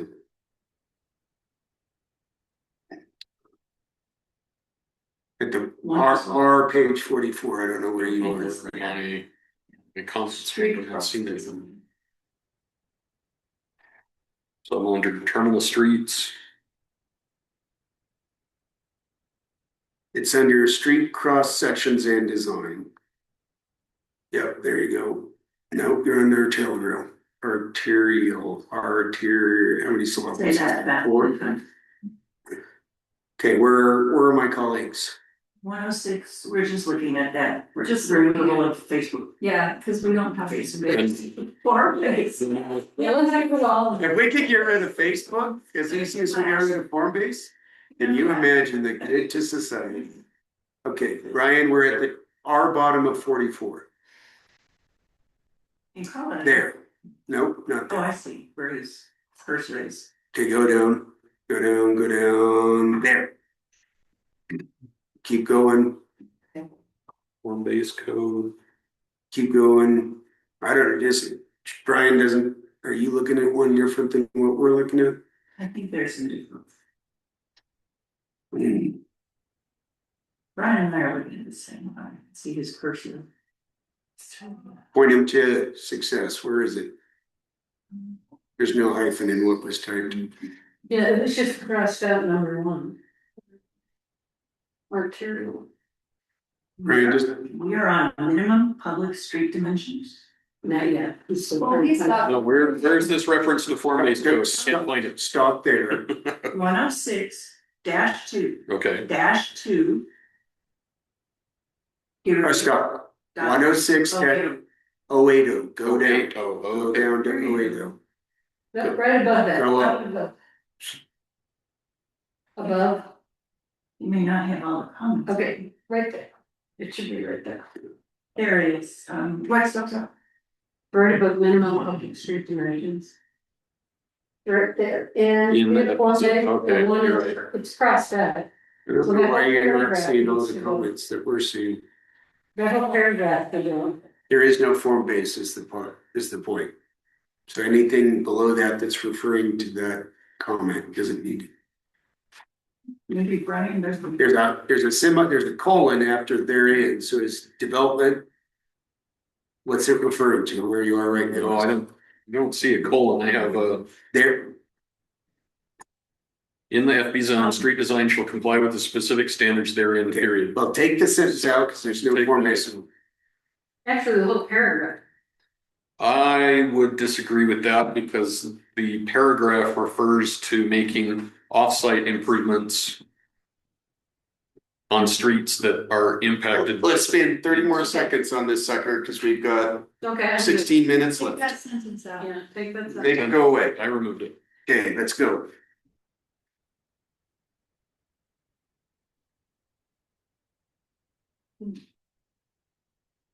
There are any comments on any of that? This minimum public street dimensions, I would again refer to the existing street standards. So they did all this, why? But again, they just wanted specificity in the code. But this, the right of way is good, but the minimum pavement width conflicts with the city standard. Is it more or existing less? Standard, it's more. They are requiring more? That this, what we're reading is more or Yes, less? they are requiring more. Why? Do we know? I don't know. I was unable to refer them to the existing road standards, and I think they pulled something off of the internet that seemed to look. My recommendation is, then we've got stuff on snow storage, ag accommodation, intersection design. Our city engineer did not write this, its deputy, our transportation engineer did not write this. The planner is saying that they're dictating wider streets than the public street design standards. Did I hear you right, Brian? Yes. Well, let's just run it by me. And see if it's necessary and see if it's where it's at. From a practices standpoint, it's not good planning to put these standards in the code itself. They're typically a standalone document or ordinance. The construction standards are standalone documents that, Yeah. right? Okay, I can defer to that as long as it's there. What did it say under Weber County? Did it just say go to the construction standards? Or did they add this whole thing? This is a entirely new section. It was deleted. Oh, sorry, I did not delete that one. Hickman did it. I did. Did I? Well, there's your cursor. There. Oh, I did? Wow. Control Z. Stay away. Don't touch it. Oh my gosh. Okay, we got, we have In other places in the code. 12 minutes. Is this a completely new ad? So the specifications are listed in chapters, yes, chapter 4 of this section. Yes, What did you find here's our co-pilot friend. about, It says it looks like a separate manual. right? Yeah, there are general and specific requirements for improvements such as roads, water. So they did add, what the planning commission has suggested is larger, more extensive than what Weber County's, or at least what she showed me on. Yes. Co-pilot. I recommend we delete this since it's an ad that, This came from that. Yeah, that's, I've got that Okay. here on this page too. did I do that? Yep, I am getting away from my keyboard. it happens quick. It certainly does. But before we delete it, I wanna make sure that we have minimum public street dimensions somewhere in the code, and we look at them and review them and see if that's what we want. They are the construction standard by default. But are they, They're in this, Right. they're in this manual. and I will look at that later, I can't look at all that today, but as long as we have it, what I'm saying is, we're deleting that. How do we know what we have? Can we get a way in from you, Brian? Did you already, I mean, my understanding is you have already adopted road standards. We have adopted in our municipal code, Weber County's construction code, whatever title it is. And does that have minimum public street dimensions in it? Well, It looks like it's called the Public Works Standards and Specifications Manual. Is the name of that document. homework assignment for Nate Smith, give it to him, please, Brian. Email to all on city council by tomorrow afternoon. What are our construction standards and does it have minimum standards for roads? In the interim, I would suggest we cut this provisionally based on the answer to that question. Since this is a brand new ad by the planning commission with Nothing. no reason why it's in there when the construction standards exist. Well, I think the confusion was we couldn't find the construction standards when they were talking about this, but I don't think they were attempting to overwrite anything that was in existence. I think they were attempting to fill a gap. Yes, great. So I like what Kay said, highlighted, because we wanna make sure it's somewhere else, or we can reference it. But don't, you can delete that minimum public street dimensions there. Okay, we've got 8 minutes. And we haven't got through this sucker. Let's get through this sucker. I know. Okay, I'm on page, I'm at flag lots. Page something. They've got an insert for density and lot area calculations based on flag lots, where they remove the primary access from net developable acreage.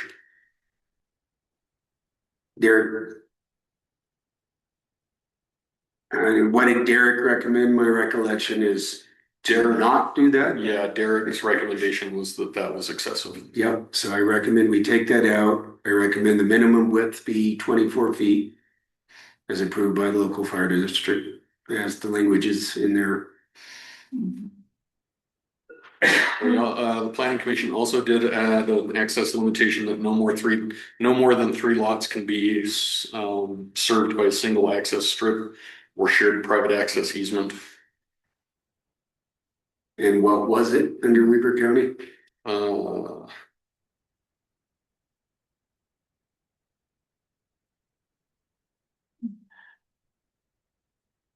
We don't know, that's okay. Yeah, What problem are they trying to solve? just overloading a, Somebody's personal country Well, road, no, somebody's but yeah, driveway. it's only 24 feet. And what is, 24 feet is the minimum road width. yeah, and I think, it's hard when you get more people driving up and down. I mean, I live on a village, I'll have to go out and measure, but Weaver County allows for flag lots. Weaver County restricts flag lots to basically 2 deep. So you can have the parcel fronting the street and you can have a parcel behind it, an interior parcel behind it. It also allows that you can have 2 flag lots. You can have, how can I say that? You can have four lots, 2 street front and 2 interior, with the flag lot access being the property line in between the two. So you could have one access in the middle of 4 lots that would be used to serve 2 flag lots. They don't allow anything deeper than that. So, So what, I'm not sure this is necessary. I think the intent was, again, to just make sure that flag lots weren't being stacked too deep or 6 minutes? I would say, if there was a Weaver County provision of regulating flag lots, let it be. Well, so where's this change that they did? Where, I'm trying to figure out. so. What's next out? 11A, 1, 2, 3. I'm on a different page. yeah, I am too. I'm on page 51. We're on 49. Okay, I skipped ahead. Where are we? Ryan, where are you? So, well, You're on I'm 49. not sure what's going on. My copy of the document has this access limitation on paragraph on page 52. Okay, we are earlier in the document than you. Go up, please. Up. Don't go too far. But I took out the density and lot calculations under flag lot access. Stop, please. Okay, Where are we? 106-2-4.01 Okay, good. lot standards generally. All right, so go down to where you see the edits. Right there. Okay, Flag lot, 1 area. Are you there? Okay, we're running out of time. Oh my gosh. Paragraph. 7. That's Stop. okay. There we are. I am on access, 3 access. Where are you? Yeah. There, stop. That's. Go down. Stop, please. I know I'm being directed. It's all right. You're not showing the changes that I'm showing on my version, but that may be because I'm not updated. So what is the width of the flag access? In this document, the width is 60 feet. If it's shared, Okay, the Well- version I'm looking at has a minimum width of the flag lot access strip shall be 24 feet. What you're looking at does not say that. I'm looking at it, No, I'm looking at You're looking at sub 4? sub 4, which he doesn't have. We need to look at sub 3. So somehow your version is different than my version.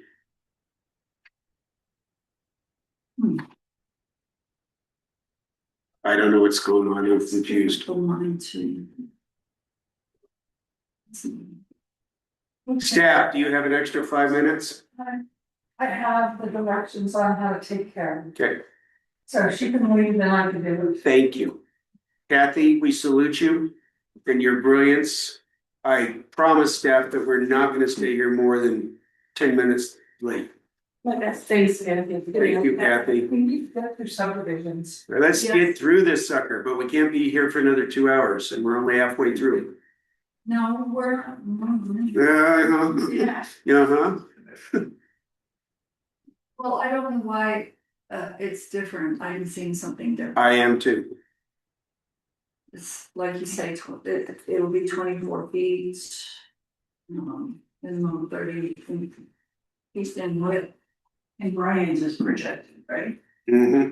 Yeah, Brian's. And I've seen Brian's cursor throughout. I have too, and This is weird. It may be a view difference, review. Brian, we don't even see we hear you typing, but we Yeah. don't see changes on our screen. Well, I'm typing in a different window. Oh, Oh, What's the little pop-up strip?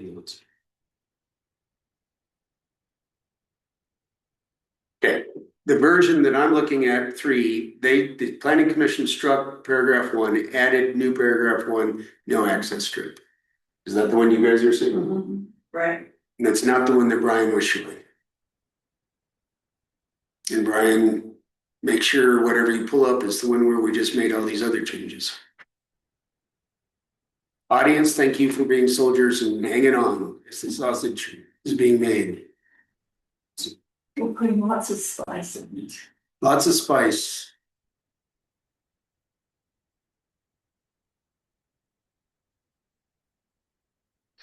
I don't know about you, my colleagues, but I look forward to the day when we're no longer doing ordinances. Yeah, all of them. I so hope. So I'm on access and can see, and I don't see that. But where, number 3 access, I see down, so I see down in number 3. I see both yours. We're at page in ours 49-ish. Where are you, Brian? Okay. And I'm at 51, which is really good. I think we have It's different. formatting differences. I think it's different. 49. Yeah. Just slow down there. Stop for a second. You're at 2-4 and we're at 2-4.10. 2-4-010. Yeah, I see your cursor now. Keep going down Okay, go. to access, number 3. Keep going down, I Fran. don't know what I'm doing. 3. It's a lot. No, keep going down. It's under flag lots. There you go. Access. There. Okay. Oh, boy. There you go. That's what we're seeing. Okay. Yeah. All right, so They took out. Access. I believe the minimum lot access strip width should be 24 feet or is approved. That's what new paragraph 4 says, but the paragraph above says 30.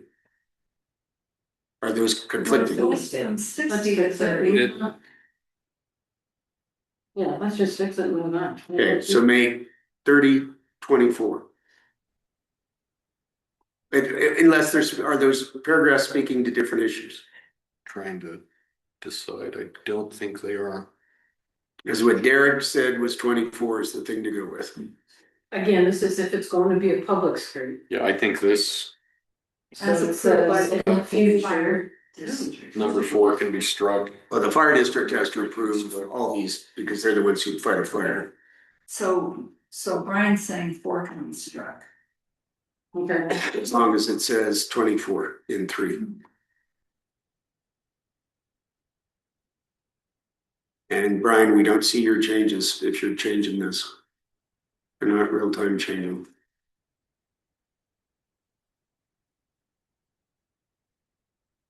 So I deleted this Yeah. paragraph here because it's essentially restated in this one. It removes that Okay. conflict of All right. 30 or 24. All right, where are we now? Future street easements shall not be required under the following circumstances. Okay, This is all new, however, I don't know Yeah. what the old Weber County. Or is it just something they added?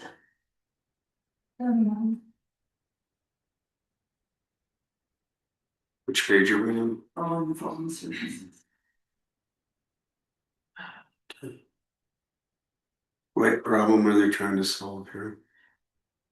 I don't see what it used to be.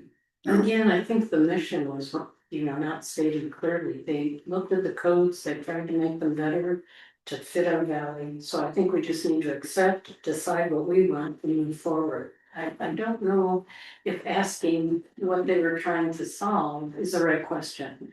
Is this what we want? Is this going forward? I think we can, Mission Creek. Well, Well, my opinion is the right question is what is broken that we're trying to fix? A separate question might be, based on our general plan, what should we write?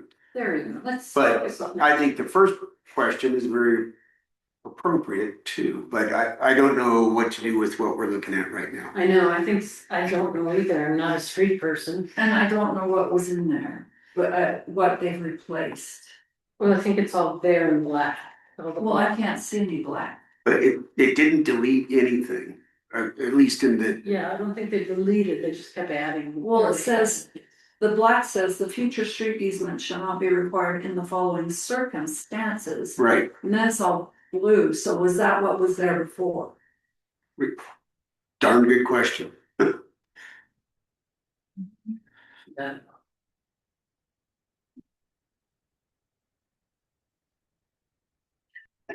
Is this something that the planner has to recommend to us? I mean, Brian, can you look at this and fix it for us? And add your touch to it? I don't know if you did that with the planning. I mean, I've already Well, had that's what Derek. Derek was on. And Okay. future street easements shall be required in the following circumstances, not required in the following circumstances. Okay, so this number one is verbatim from I don't know why it's blue, but that's from Is the it from the county? Okay. adjacent area. Yeah, these three were all copied and pasted in, but they are from the county language. This density lot and lot area calculation language is new.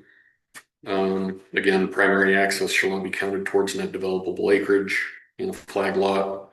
We've already removed that above. Yeah. Yeah. What do you all think? I think that should be. Yeah, just keep moving. 1, 2, 3, 4, we got, right, 3, that's enough, go. Yeah. Case probably at 4. Mm-hmm. Okay, let's go. And then access limitation, again, no more than 3 lots. I think that's we already addressed that. Okay, go. I'm down to 10624.020 lot average subdivision. What page? Darn good question, approximately 53. 53, okay, because you and I are on the same pages. I think Brian and I are on the same pages. I don't know, on the same page, right?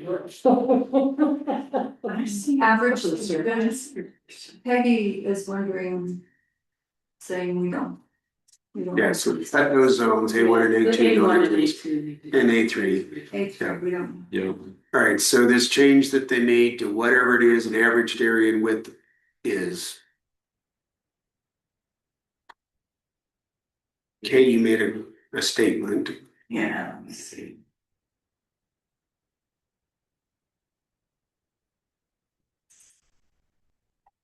I think this was just an attempt to restate the sentence Yeah. above and clarify it.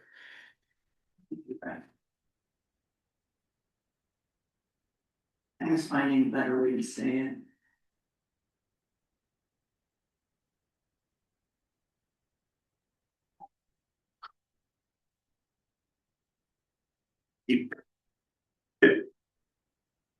I don't mean to laugh, but at some point it's like, how much word salad can we read? Yeah, I think that's why I said this is confusing. And look for clarification. And And that was probably my co-pilot when I said, There's many numbers in there, like it's saying. No individual lot created through the averaging, am I seeing 50%? Yes, you are.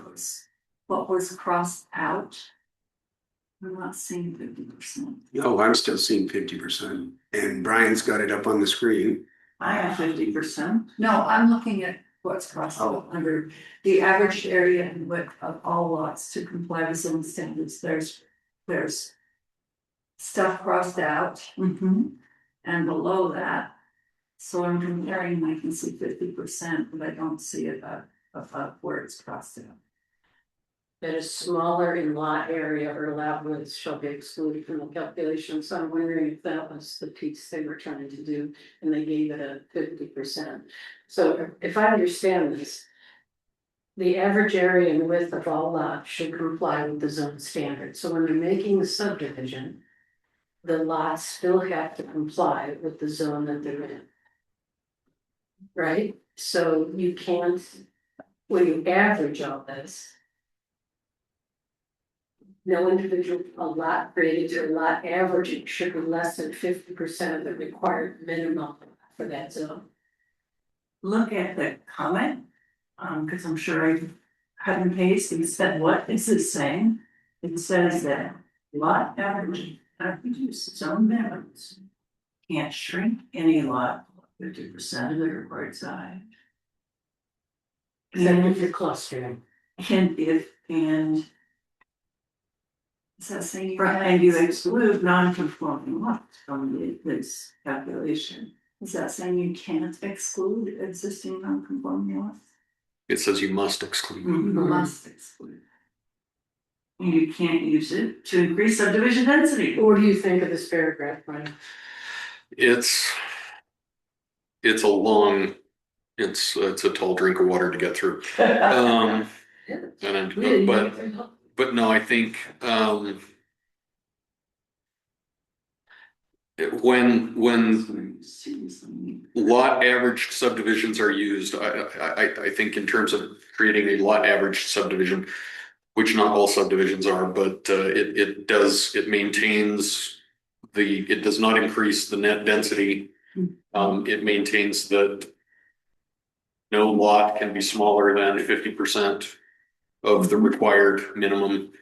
So I think it all makes sense, and It's on long. it doesn't necessarily, well, I think it achieves the objectives that the city is attempting to Right, enforce. so you can't average and make these tiny little lots around. One great big- clustering. One great big space, yeah. Right, so if you're doing a regular subdivision, they have to be regular lots. A regular subdivision would be 3-acre lots. Right, A lot average subdivision could be a 10-acre lot, but then your smaller lots can be no smaller than 1.5 acres. right, And you cannot take any existing non-conforming lots that may be 1 acre or something like that. You can't use those in your math when you're calculating the average as well. There's never a case where it would get below an acre. It would never get below 1.5 acres because it can't be below 50% of the base zone. okay, let's move on, if we're good, it makes sense to the planners? Should we keep this paragraph or should we go back to what Weber County said? I think it's fine the way it is. Meaning what they wrote or? Well, I think the planning commission's version is fine. It adds the additional language that you can't use any additional incentives to increase density. Yeah, Okay, Next, onward. it makes sense to the plan. Land converted from park, open space, or public use designation back to buildable lots shall remain subject to the original subdivision density limitations and does not increase the total number of lots permitted.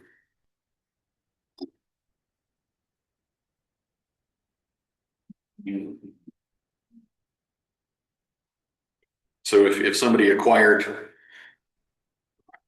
an obsolete park space or other public use property such as a school property, that lot still has to remain subject to the base density of the zone.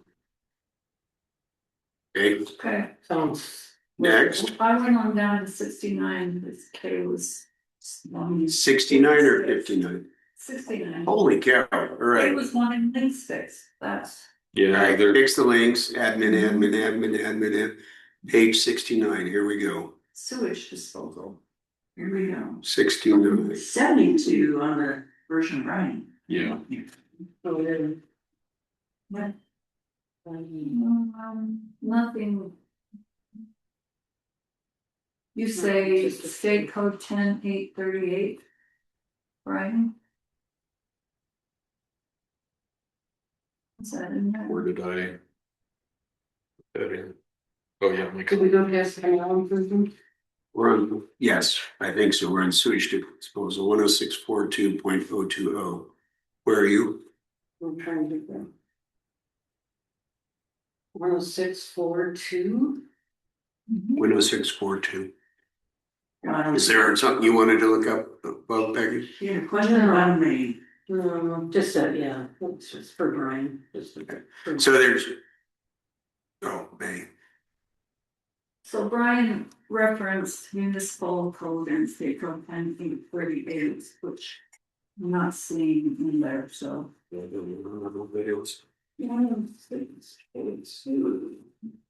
Where are we?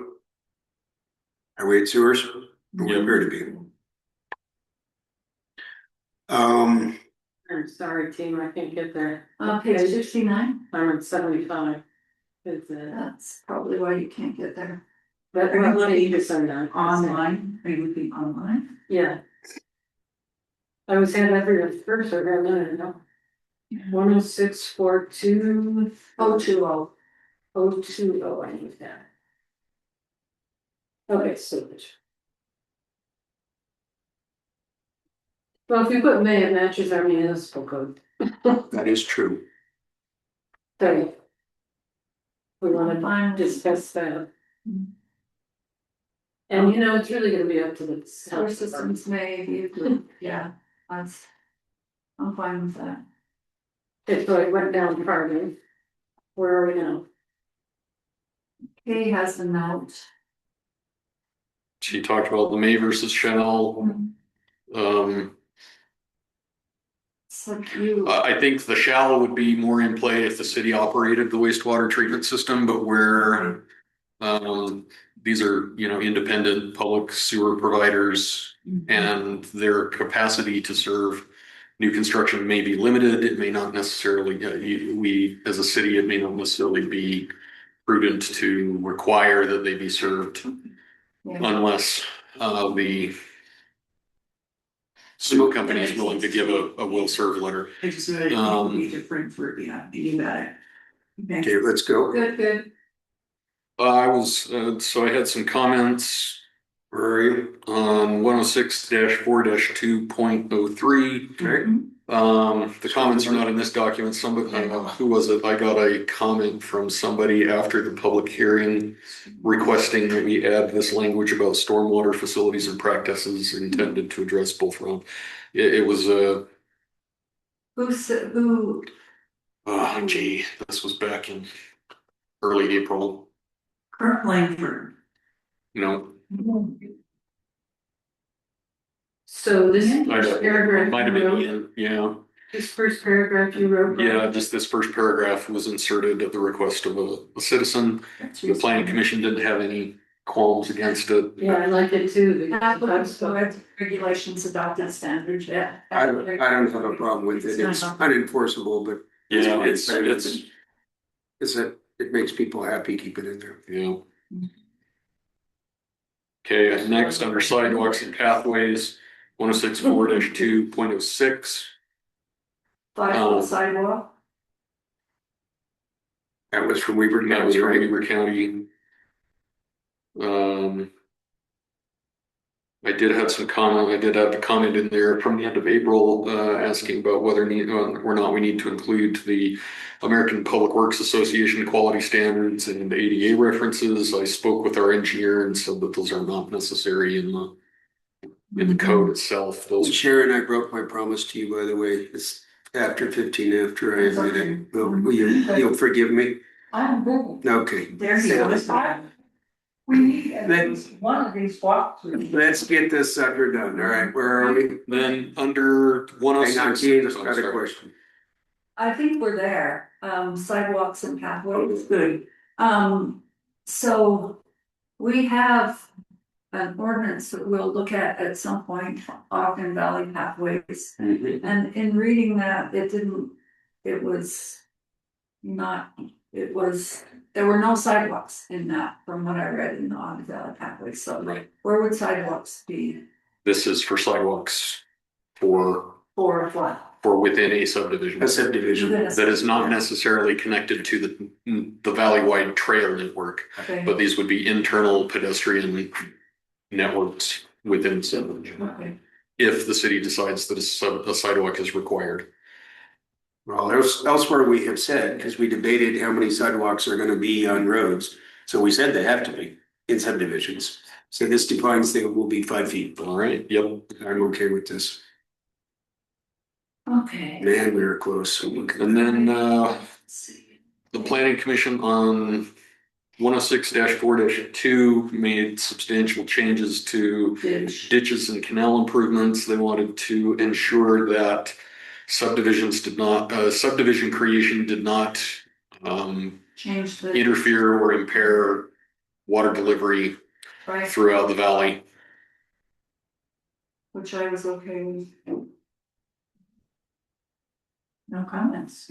Yeah, the important thing to me is it says the city engineer and the irrigation company have to approve it. Right. So what's happening is they've been excluded or they've been ignored. It's probably the right way to put it.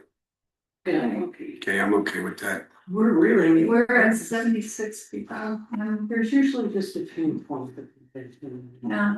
This sucker's just so freaking long is the Okay, problem. I just looked up where it was that we had the references to the sidewalk. It was in the cluster subdivision section. Okay. So we'd already looked at it once Thank you. and we approved that one. We did. Yeah. We did. Thank you. Right, we're. 80. And where you are, Brian, it was some change in order, 106 to 91. Did you have a question on? Kay has a question. Do we also need it's the same. Okay, yeah, the ADA and the APWA stuff. Okay, I think we can disregard We are we don't need to supposed to. insert that in here. And then there was the very last section, as Councilmember Hoagland pointed out, the minor and major subdivision classification yeah, information was added. That is not clearly defined in the Weber County Code, and so the Planning Commission added these classifications, and perhaps they do fit in a better place. But yeah, they clearly define what a minor subdivision is, major subdivision, parent parcels, sequential subdivision aggregations. Do we need them? I'm asking a question, not pejoratively. If we need it, I don't care where it is, leave it in there. If we don't need it, take it out. But if we need it, leave it in it's a there. parent parcel. So the parent parcel. I can read it here, sorry. Oh, okay, yeah. Legally existed on. So it's the first parcel in there? Yeah, the very first parcel is the parent parcel. Okay. And how is that?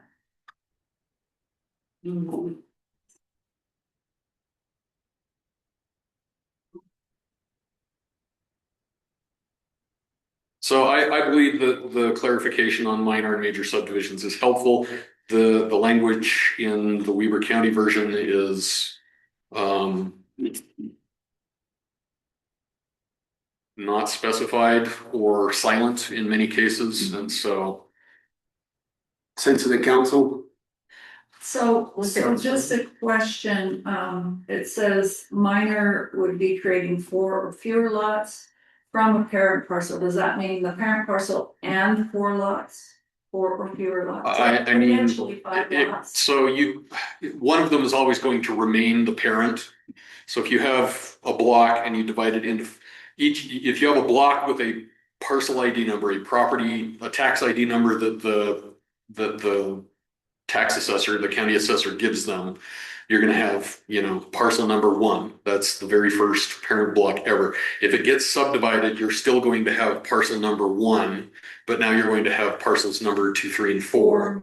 Or, no, it'd just be 2, 3, and 4 to make that one. So you are now making four lots instead of 1 lot. Yeah, gotcha. I think it's fine. I don't have anything on that. It's just anything. I'm good. The same, they look more closely at the major ones. Okay.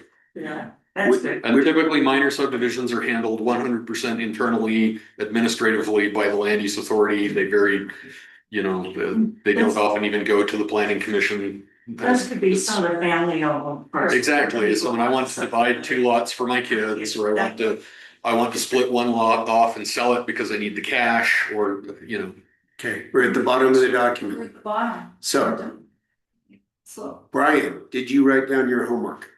If not, we're gonna review it for you. I did, but I gotta make sure I'm on the right. What do we recall his homework to be, so that we can pass this sucker tomorrow night? we're just gonna check on. You were going to, I am removing minimum street dimensions in 106 2-2. I am looking for a similar conversion trigger language and standards to compare these suggestions to. right, because we have no clue what, you guys may have a clue, we were confused by that. So you're gonna give us a recommendation for trigger. Returning shared private lane design, configuration, and construction to the original language. You're gonna ask the city engineer, confirm that we have a construction standard. Yes. Was there another one?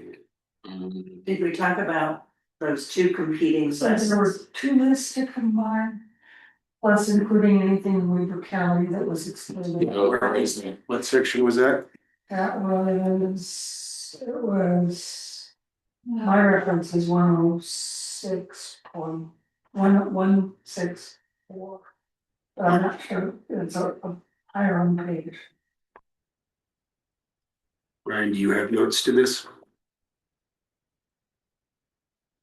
I remember writing it down. I can't find it. Was it, it's, I believe it's page 37, construction standards, is that the one we're talking about? Maybe not, because we did talk about construction standards. We had a list of lists, we had 2 lists and they were, Yeah. They were factors, is what they were called. Not standards. That may be considered, but shall be included in written. And So it's not minimum right of way easements and that whole list there. let's find it so that we set Brian and us up for success tomorrow. heck, yeah, should have. Because Brian, your homework was to send us an email with your Right. revised language, so we could read it before 6 o'clock tomorrow. Based on written findings demonstrate, okay. It is alternative street alignment in, under street configuration 102-1, 106-2-1. Yeah, Okay, combine the 2. Okay, you got that? Okay, got it. Wow. And so you're to edit the document and you're to send us emails, plural. It says, here's what I said, to just make it easier on us. So we've read it beforehand and don't have to search through it and find it. So it's edited in final form. Right, so that tomorrow night we can see every early. So the only other reference I had was, and this was not case note, was fixing the links. Fix the links, Yeah. or don't have links and just don't have any links. Have the right references. Did we get all the homework assignments? Jenny? so. Okay.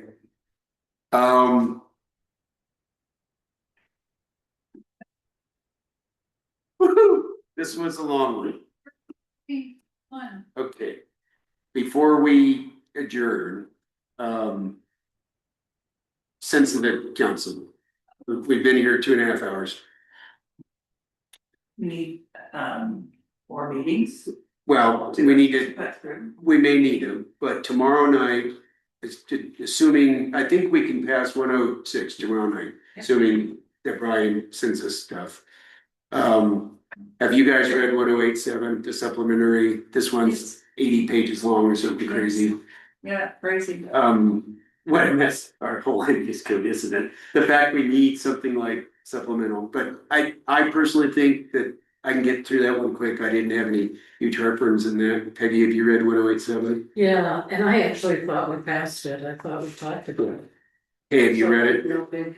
I have been in the distant Yeah. past, So, but I'll review it and. yeah, I don't think that one's gonna be too hard. There's still some. And Brian, you're gonna find out, or Sharon, you're gonna find out when you get to the minute, so the meetings, whether or not we actually passed 10419, right? Yeah. The residential manufactured housing. I will look at that. Yeah, if not, there, as we all know, there's only one, it's Vicky's property. Over Chris's. But I recall I don't know if we passed it or I not. thought we had. Yeah, but if we haven't, Look at my notes. Yeah. if we haven't, I'm personally ready to just pass it. Mine too. Gravel, we haven't talked about. That shouldn't be too hard. I don't think the planning commission, they added a bunch of stuff compared to the county, but I don't think it'll be too hard. Commercial Valley, we haven't even talked about that one, or did we? We did. Yeah, we did, because we talked about UT auto stores. But I have real concerns about that I wanna share. So, Okay, so CD2, we got pathways, we got, I forwarded to you guys from Alan Wheelwright. ADUs, I can tell you that I talked to Janet today. She's trying to get a straight answer out of League of City and Towns or whoever on whether or not we can attach requirement to TDRs or not. The Weber County one had TDRs as the method of moving the density around.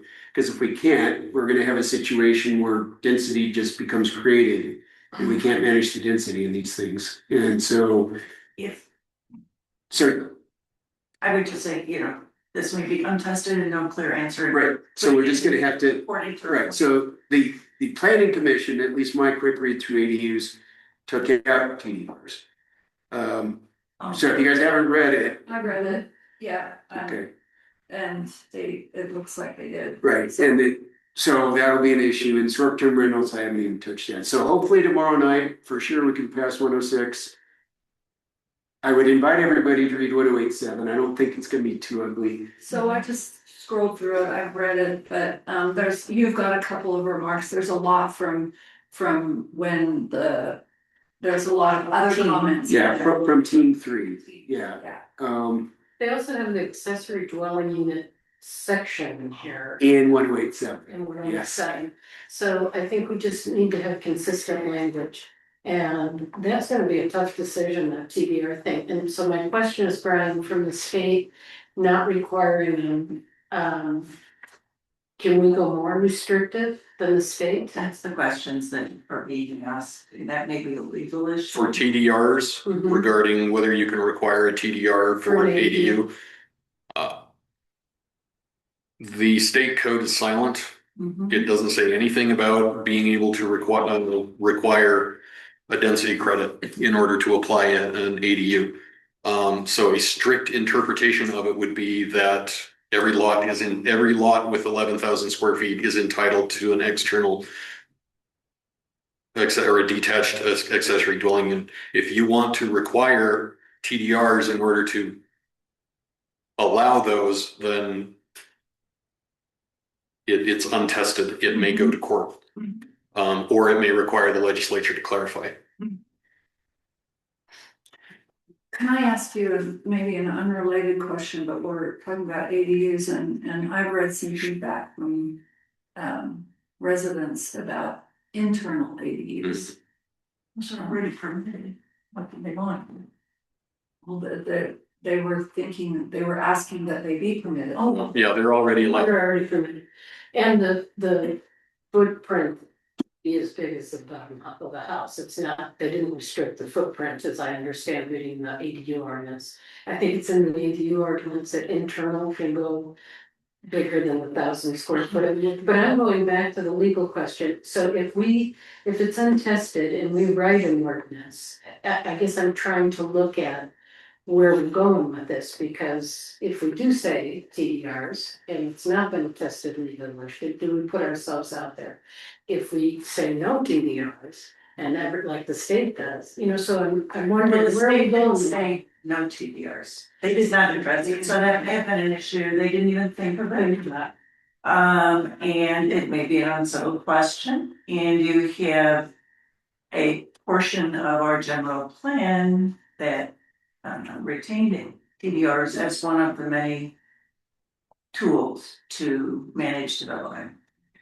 I will add that the state's intent in requiring or in granting this right of detached ADUs to every parcel, their intent is to provide more housing to create more affordability and housing opportunity. Requiring TDRs would conflict with that because you are now adding to the cost of building the ADU. So I would say. that's the conflict that needs to be resolved. You could make that argument with respect to any limitation, any restriction of ADUs, restricting it to one floor, all kinds of stuff.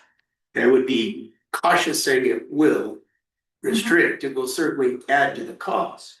The question is, how much does it add to the cost? If you gotta lay down $750,000 to buy something out here, but with an ADU and ability to build 1,000 or 1,500, it only costs you 400,000, which is still a lot of money to a young family, but it's better than 3/4 million. But, and just remember, it's not, excuse me, just remember, the ADU is initiated by the landowner Mhm. and not the young family. Oh. Yeah. But the cost is borne by some. So why would we restrict a landowner's ability to do that? The argument you guys made earlier is we don't want to restrict anything for building. We want to give them everything that they're entitled to. So I'm just saying the same argument could apply here. Where we're gonna bump up against, what we're gonna bump up against immediately is our density Mhm. and our build out. That's- If the law says that every 11,000 square foot and bigger property can do an ADU. So that, in theory, automatically almost doubles the number of houses, quote unquote, houses that we can have, which will increase density massively. Yesterday, in terms of the density, because we have to look at ADUs in terms of increasing our density. And I think it's a big discussion, so whatever we do here in this thing tomorrow that we have to pass, we have to be able to say, this is gonna be our stance on ADUs, or else we have to put a weight reserved. Right. Okay, on whatever that. 108.74. So I know we don't have time for that discussion tonight. I don't know if we have time for it tomorrow. It's gonna be a critical piece to landowner and property rights there. If I live in my neighborhood and I wanna put in an ADU, you're gonna make me buy a TDR to put in an ADU. I can see it the other way, because it's an additional zoning rule. You can still build an ADU, it's as though our lighting requirements require different lighting. Our external design standards may require a more expensive design than ADUs. So it's not taking away the fundamental right to an ADU. It's just saying, by the way, here's a zoning, here is a land use provision that is essential for us to manage density in the valley. And I tried to do that with subdivisions today, and you guys said it wasn't the right way to go. So It's a different issue. well, but a part of it, it's the same, it's what do we do for landowners? So that's gonna be my argument, what do we do for landowners? Are we making it more burdensome or not? So for people in neighborhoods that want to have an ADU, are we making it more burdensome than not? So, that's all I'm saying. Yeah, you make an outstanding point. This issue is about to smack us in the forehead. Yes. This is a big one. Yes. Because fundamentally, it conflicts with our general plan's expressed desire to not increase density. But I'm very sensitive to what you're arguing, Peggy, because you're right. But also our general plan is a matter of where to put the density, and that's where. Also, A tool is TDRs, but TDRs cost money. Right, so that's what I'm saying, it's an additional burden. And how are we going to address Mother? Oh, yeah. oh, we can do that. Our planner had his hand up. As far as it appears. Well, this is, aside from the ordinance, I apologize for being late, but I missed your discussion on the fee schedule, proposed changes. Did you have an opportunity to look at the land use and planning fees and talk about those as well as the We agreed to whatever Nate presented to Oh, us, okay. because if it wasn't in there, it wasn't presented. Okay. Land use and planning fees were a lot more. Like, we weren't looking at, Yeah, but- like 6,400. But hang on, let's see what did he send it to us all? I was looking at them. But they're in there, right? So a couple of them are considerable. Right. They're considerable, like you jump from 600 to. 6,000. Yep. Yeah. Yeah. And the reason is we sat down and if you had full-time staff and a fully operating and functional city with a fully functional revenue stream,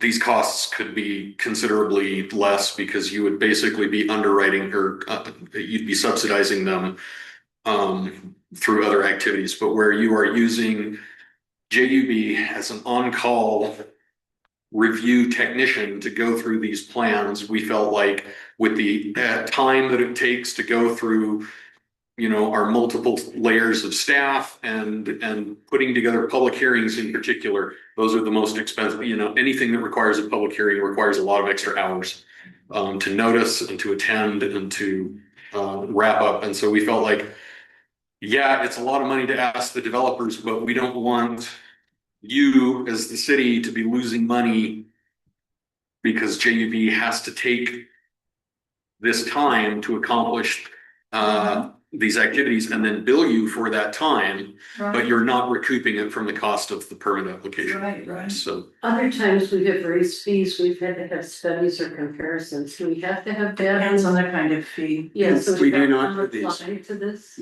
Impact fees are heavily regulated, but these kinds of city, like engineering fees and the like, you just have to have a reasonable basis. Like, you can't pull any number out of the sky, but if you have to have facts and information saying, here's what the cost will be, and you're supposed to be able to cover your costs. So that's a rationale. and that's what we calculated as our rationale Cause it's. behind those changes. Can you tell me when that came to you? I'm just looking for it, Brian. I read it. So why can't I find it now? You guys, I'm sorry, I gotta cut out. I've got a meeting I gotta jump onto, but good discussions. I listened a lot. Thanks. Thank you, Chad. Thanks for taking the time. Okay. Where is it? Because, What's the silly thing called? Did I not send, here we go. Update Word, I sent it to everybody sometime in the last 4 days. Let me make sure, but I don't know that they were in here. revised fee? Oh, yeah, it wasn't in that one. I don't know where I saw it. All right. Reading those. So, Brian, Right. what's that? So I see a document from Friday at 12:58 that says revised fee schedule, Okay, updated fees as an attachment in Word. Is that it? I thought a revised fee schedule, but the one I was looking at had the old number crossed out and the new number by it. So It did. See what yep. it was. Okay, I sent a document on Friday, the 29th at 12:58 PM. Yeah, that's it. That's the one I was just looking at. And let's see if it had everything in it. It didn't. So Brian.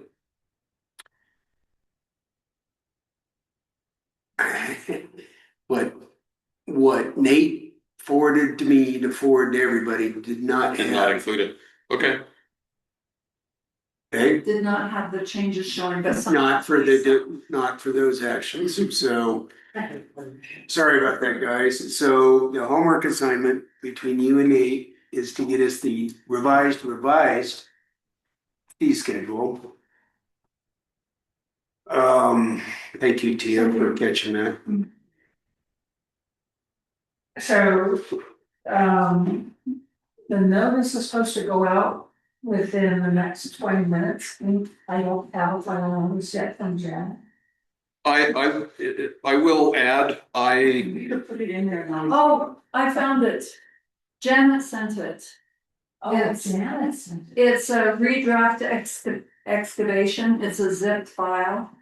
Draft excavation permit. And it came in Janet's packet, I think, because I downloaded it onto my computer, so it's there now. We got serious document control problems, don't we? I will add that if those fees don't change, it's not gonna cause me a lot of heartburn. Because I will say that I've struggled with a 1000% Yeah. change in fees. For some of those services, I do recognize that that is a hit to applicants. What do you got there? Just let us figure out. 79. Who's that? For sure. He's mentioned. For AI. Tia, what do you have there? I'm sending it to you. Oh. Tia's sending to all of us. So it was sent out by Janet today at 2:45 a.m. Her 2:45 a.m., right? Yes.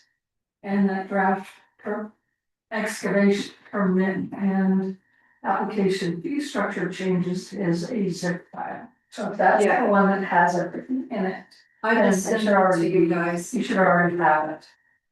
So that is not what Nate showed us today, Okay. No, it's not. but it should be what is noticed and sent out. Mhm. Okay? So it's on our agenda and we have the document. You just resent it to you. I You know, as just. part of our agenda notice, once we get it. I just don't have that final notice to post yet. Mayor Pro Tem, can't we create a final? Well, I wait for Janet. What do you need? Well, we're down to 20 minutes. I know, she just sent at, I think she sent out a draft agenda, but I don't have a notice yet. Usually sends me a final notice. Yes, I can. Okay, do Do it. it. Between, and we, she says, right, Okay. but since but- we don't start our meeting till 6, we actually have till 6. Oh, okay. Oh, okay, we're just trying to help you get it posted, and that's fine. Yeah, it's, So, Tia, what you just said, thank you. That updated fee that's in there does not have Brian's fees. Brian, come over and look over my shoulder. This is what Nate showed. Okay, Show me the big increases in here. I have it. let's start here with subdivision fees. Oh, Subdivision fees, we did not change. right, so why did you change? Go down. Oh, it looks like you went from 6 to 750. Right, Well, but not, Go well, to conditional. what's up use actually? permit. Okay, yeah, so it's conditional use permit variance. okay, appeal. yeah, all right, that is what we looked at. Okay, My bad. 650 to 4,200. Yeah. But we took out so many conditional use permits, it's very few.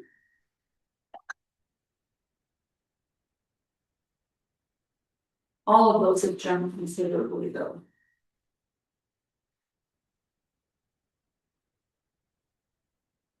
Mhm. But if the rationale is to be able to pay our bills. It's hard to. And not increase in fees. I say we test the waters and see whether or not it's excessive or not, but we gotta pay our bills. And this is the planner doing most of this work. Yeah.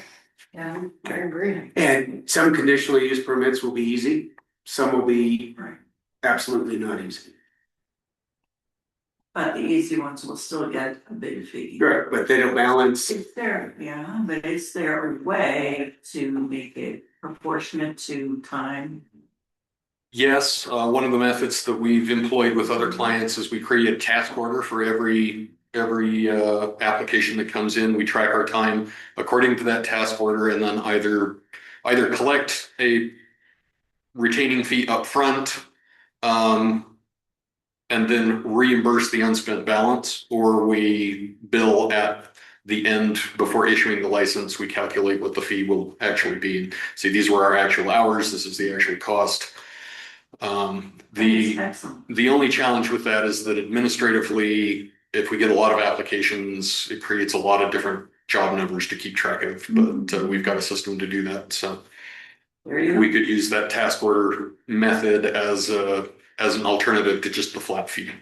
I think that looks more reasonable, because that other increase is just crazy. And again, it disadvantages someone who has a small conditional use, and we don't intend to do that. Yeah. Would it be a task order for all those or just for conditional use? Just for The 3 or 4 the 3 or 4 that were really expensive. Right. Yeah, variances, appeals, conditional uses. So, Really good. so if you were to provide us with language to, when we, at the ordinance level tomorrow, when we bring it up for vote, we say change conditional use permit variance application and appeal from this to that, we could do it tomorrow night, Yeah, even though it's been noticed as this. I can send you that We tonight. don't send out all the Right. documents moved in Okay. Word. So Brian, you have a 3rd or 4th or 5th homework, okay? Send us the proposed change for those 3 sections. Brian, you're earning that 3,000. You know, we'll get to that point, but won't we, that we're sending out documents with the agenda? Do you have that? Yeah. Okay. Good catch, Dave. Thank you, Tia. You're welcome. Um, Don't know who we will. Well, when people have to start working till 2 a.m., we might get there. all right, so we have to notice by when? By 6 when we start our meeting tomorrow. Do you have a draft from the mail? No, I just sent Janet a text and asked if she wants to send the final, do the final notice. I don't know if she's even got a laptop with her. So, They can Or Take the- I sent a text and so, I mean, we can take it and put it in notice format. Let's take the last draft agenda, because I know she was going through today what documents were still were needing to be collected from Corbin, from Yes. from whomever. So that I do think has her last agenda that she's. Well, and she sent out, and so we have the sort of a tentative agenda that we could block and put into a notice format. if you don't hear from her by 5:30, we need to make decisions, Well, right? she sent out an email Yeah, this is highlighting things that she needed, and that's probably And that's why it. she hasn't done it. And the only other challenge is that part of the notices need to be posted here. So it just means I stay here and do it here. Or we make a decision in the next Or 10 minutes and be done with We need to these. help Sharon, so she's not running. Right. back and forth. I would be. Well, do we need to decide this in a public meeting or do we need to get this meeting on this? Sorry, this is outside of the public meeting to be discussed. All right, here we go. Back to our agenda. We're on agenda item number 8, council comments. Tia, Peggy. Yes, tomorrow we've invited Weaver State. We were trying to find a bigger room. I think going into the pickleball room will not work technology wise. So Rex is gonna set this room up with people being able to see the screen and microphones. It can sit 130 people. So we hope that we can get everybody who comes in. It'll also be on Zoom, so folks can zoom in. And then as soon as after she presents, we'll post it on our website. So people see the results of the survey. So that's tomorrow, and I think that's what. Perfect, thank you. Okay. I'm fine. I don't have any either. Is there any need for a closed meeting? Chad left. Oh, he said he left, that's fine. Chad did leave at whatever time he left. No need for a closed meeting. Do I hear a motion to adjourn? So moved. Second, somebody? I'll second that. Yes, second. We have motion to adjourn by Kay, second by T. All in favor? Aye, unanimous, 4-0. Good luck, team. Okay. So. Brian, you got a bunch of homework. Please do it. People are coming down to talk to you too. Get that paid this morning. I did looking on, but. Hello. What time is that email? Right there. Catching you in person. Yeah. Right, sorry, I missed a call. No, I can see you have a ton of stuff to do and I don't want to take any of it. So, quick question, yeah. Well, she's. That's the two-way No, but it, Yes. I'm in Valley City. Oh. The advantage of this is where the They're the ones- rate missing right, but it crosses the limit Here. section. Versus. So you already said something. As long as check this with. This is the alternate, but the other question of the setback Plus. in the property Let's boundary. use. Yeah, I got it. That plus. Totally double. Had some person on foot and been spending. Well, there's a. City money. Yeah. And so the money that was privately collected was sufficient to also. The reason I wanted to make it personal.